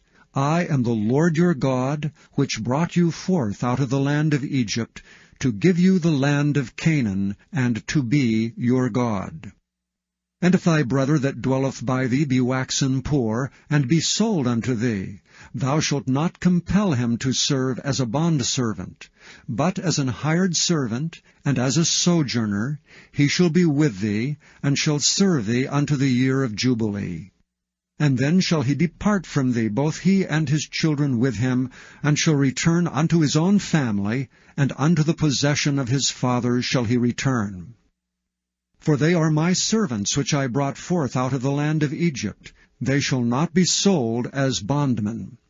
Thou shalt not rule over him with rigor, but shalt fear thy God. Both thy bondmen and thy bondmaids which thou shalt have shall be of the heathen that are round about you. Of them shall ye buy bondmen and bondmaids. Moreover, of the children of the strangers that do sojourn among you, of them shall ye buy, and of their families that are with you, which they begat in your land, and they shall be your possession. And ye shall take them as an inheritance for your children after you, to inherit them for a possession. They shall be your bondmen forever. But over your brethren, the children of Israel, ye shall not rule one over another with rigor. And if a sojourner or stranger wax rich by thee, and thy brother that dwelleth by him wax poor, and sell himself unto the stranger or sojourner by thee, or to the stock of the stranger's family, after that he is sold he may be redeemed again. One of his brethren may redeem him. Either his uncle or his uncle's son may redeem him, or any that is nigh of kin unto him of his family may redeem him. Or, if he be able, he may redeem himself. And he shall reckon with him that bought him from the year that he was sold to him unto the year of Jubilee. And the price of his sale shall be according unto the number of years, according to the time of an hired servant shall it be with him. If there be yet many years behind, according unto them he shall give again the price of his redemption out of the money that he was bought for. And if there remain but few years unto the year of Jubilee, then he shall count with him, and according unto his years shall he give him again the price of his redemption. And as a yearly hired servant shall he be with him, and the other shall not rule with rigor over him in thy sight. And if he be not redeemed in these years, then he shall go out in the year of Jubilee, both he and his children with him.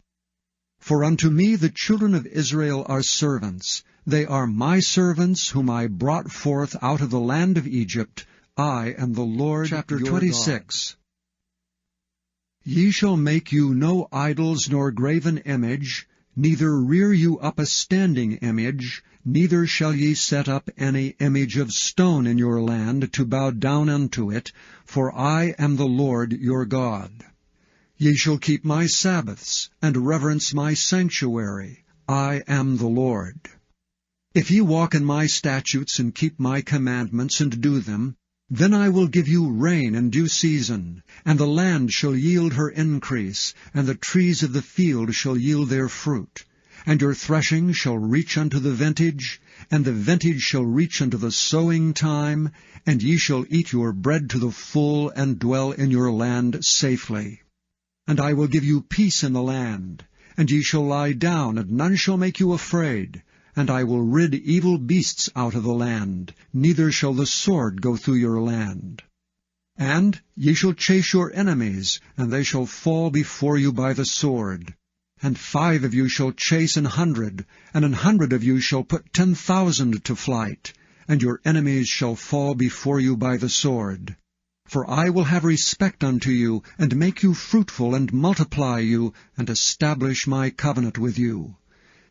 And ye shall eat old store, and bring forth the old because of the new. And I will set my tabernacle among you, and my soul shall not abhor you. And I will walk among you, and will be your God, and ye shall be my people. I am the Lord your God, which brought you forth out of the land of Egypt, that ye should not be their bondmen. And I have broken the bands of your yoke, and made you go upright. But if ye will not hearken unto me, and will not do all these commandments, And if ye shall despise my statutes, or if your soul abhor my judgments, so that ye will not do all my commandments, but that ye break my covenant, I also will do this unto you.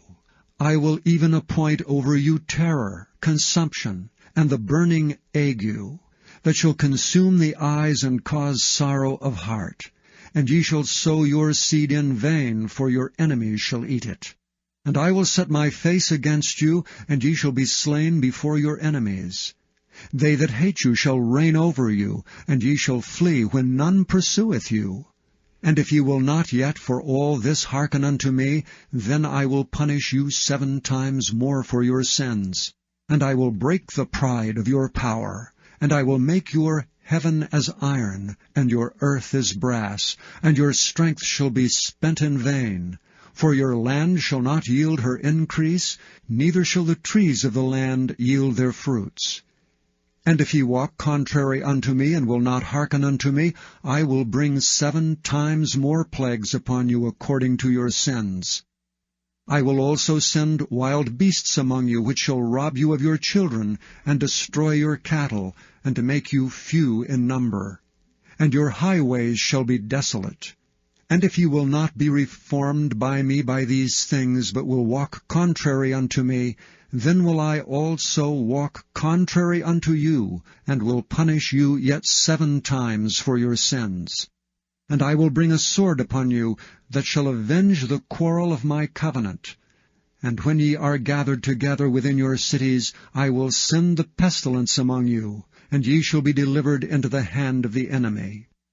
And when I have broken the staff of your bread, 10 women shall bake your bread in 1 oven, and they shall deliver you your bread again by weight, and ye shall eat and not be satisfied. And if ye will not for all this hearken unto me, but walk contrary unto me, then I will walk contrary unto you also in fury. And I, even I, will chastise you 7 times for your sins. And ye shall eat the flesh of your sons, and the flesh of your daughters shall ye eat, and I will destroy your high places, and cut down your images, and cast your carcasses upon the carcasses of your idols, and my soul shall abhor you. And I will make your cities waste, and bring your sanctuaries unto desolation, and I will not smell the savour of your sweet odours.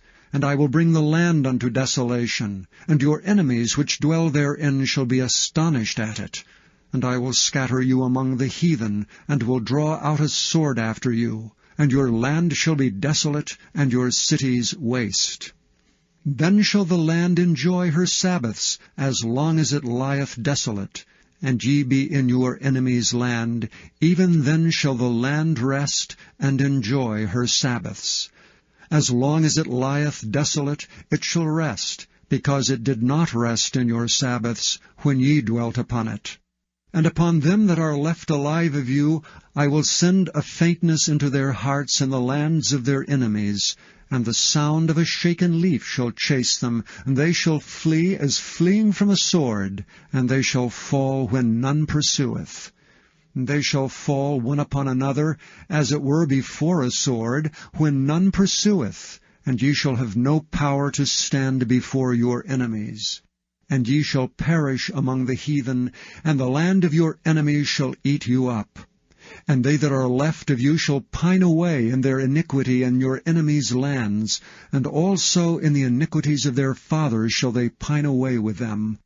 If they shall confess their iniquity, and the iniquity of their fathers, with their trespass which they trespassed against me, and that also they have walked contrary unto me, and that I also have walked contrary unto them, and have brought them into the land of their enemies, if then their uncircumcised hearts be humbled, and they then accept of the punishment of their iniquity, then will I remember my covenant with Jacob, and also my covenant with Isaac, and also my covenant with Abraham will I remember, and I will remember the land.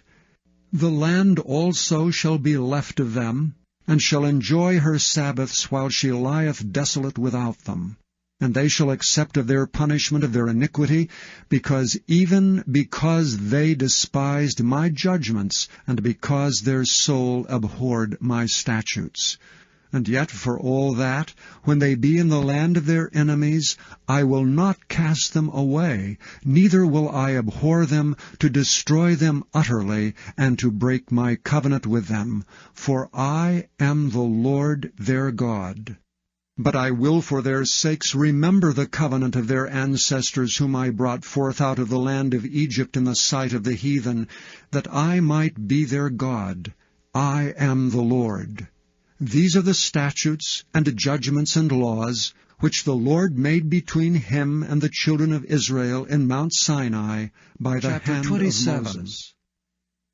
And the Lord spake unto Moses, saying, Speak unto the children of Israel, and say unto them, When a man shall make a singular vow, the person shall be for the Lord by thy estimation. And thy estimation shall be of the male from 20 years old, even unto 60 years old.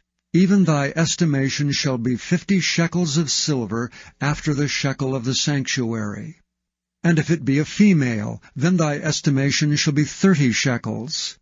And if it be from 5 years old, even unto 20 years old, then thy estimation shall be of the male 20 shekels, and for the female 10 shekels. And if it be from a month old, even unto 5 years old, then thy estimation shall be of the male 5 shekels of silver, and for the female thy estimation shall be 3 shekels of silver. And if it be from 60 years old and above, if it be a male, then thy estimation shall be 15 shekels, and for the female 10 shekels. And if he be poorer than thy estimation, then he shall present himself before the priest, and the priest shall value him. According to his ability that vowed shall the priest value him. And if it be a beast whereof man bring an offering unto the Lord, all that any man giveth of such unto the Lord shall be holy. He shall not alter it, nor change it, a good for a bad, or a bad for a good. And if he shall at all change beast for beast, then it and the exchange thereof shall be holy. And if it be any unclean beast, of which they do not offer a sacrifice unto the Lord, then he shall present the beast before the priest, and the priest shall value it, whether it be good or bad. As thou valuest it who art the priest, so shall it be. But if he will at all redeem it, then he shall add a 5th part thereof unto thy estimation. And when a man shall sanctify his house to be holy unto the Lord, then the priest shall estimate it, whether it be good or bad. As the priest shall estimate it, so shall it stand. And if he that sanctified it will redeem his house, then he shall add the 5th part of the money of thy estimation unto it, and it shall be his. And if a man shall sanctify unto the Lord some part of a field of his possession, then thy estimation shall be according to the seed thereof. An homer of barley seed shall be valued at 50 shekels of silver. If he sanctify his field from the year of Jubilee, according to thy estimation it shall stand. But if he sanctify his field after the Jubilee, then the priest shall reckon unto him the money according to the years that remain, even unto the year of the Jubilee, and it shall be abated from thy estimation. And if he that sanctified the field will in any wise redeem it, then he shall add the 5th part of the money of thy estimation unto it, and it shall be assured to him. And if he will not redeem the field, or if he have sold the field to another man, it shall not be redeemed any more. But the field, when it goeth out in the Jubilee, shall be holy unto the Lord, as a field devoted. The possession thereof shall be the priest's. And if a man sanctify unto the Lord a field which he hath bought, which is not of the fields of his possession, then the priest shall reckon unto him the worth of thy estimation, even unto the year of the Jubilee. And he shall give thine estimation in that day as a holy thing unto the Lord. And in the year of the Jubilee the field shall return unto him of whom it was bought, even to him to whom the possession of the land did belong. And all thy estimation shall be according to the shekel of the sanctuary. 20 gerahs shall be the shekel. Only the firstling of the beasts which should be the Lord's firstling, no man shall sanctify it, whether it be ox or sheep, it is the Lord's. And if it be of an unclean beast, then he shall redeem it according to thine estimation, and add a fifth part of it thereto. Or if it be not redeemed, then it shall be sold according to thy estimation. Notwithstanding, no devoted thing that a man shall devote unto the Lord of all that he hath, both of man and beast, and of the field of his possession, shall be sold or redeemed. Every devoted thing is most holy unto the Lord. None devoted which shall be devoted of men shall be redeemed, but shall surely be put to death. And all the tithe of the land, whether of the seed of the land or of the fruit of the tree, is the Lord's. It is holy unto the Lord. And if a man will at all redeem aught of his tithes, he shall add thereto the fifth part thereof. And concerning the tithe of the herd, or of the flock, even of whatsoever passeth under the rod, the 10th shall be holy unto the Lord. He shall not search whether it be good or bad, neither shall he change it. And if he change it at all, then both it and the change thereof shall be holy, it shall not be redeemed. These are the commandments which the Lord commanded Moses for the children of Israel in Mount Sinai.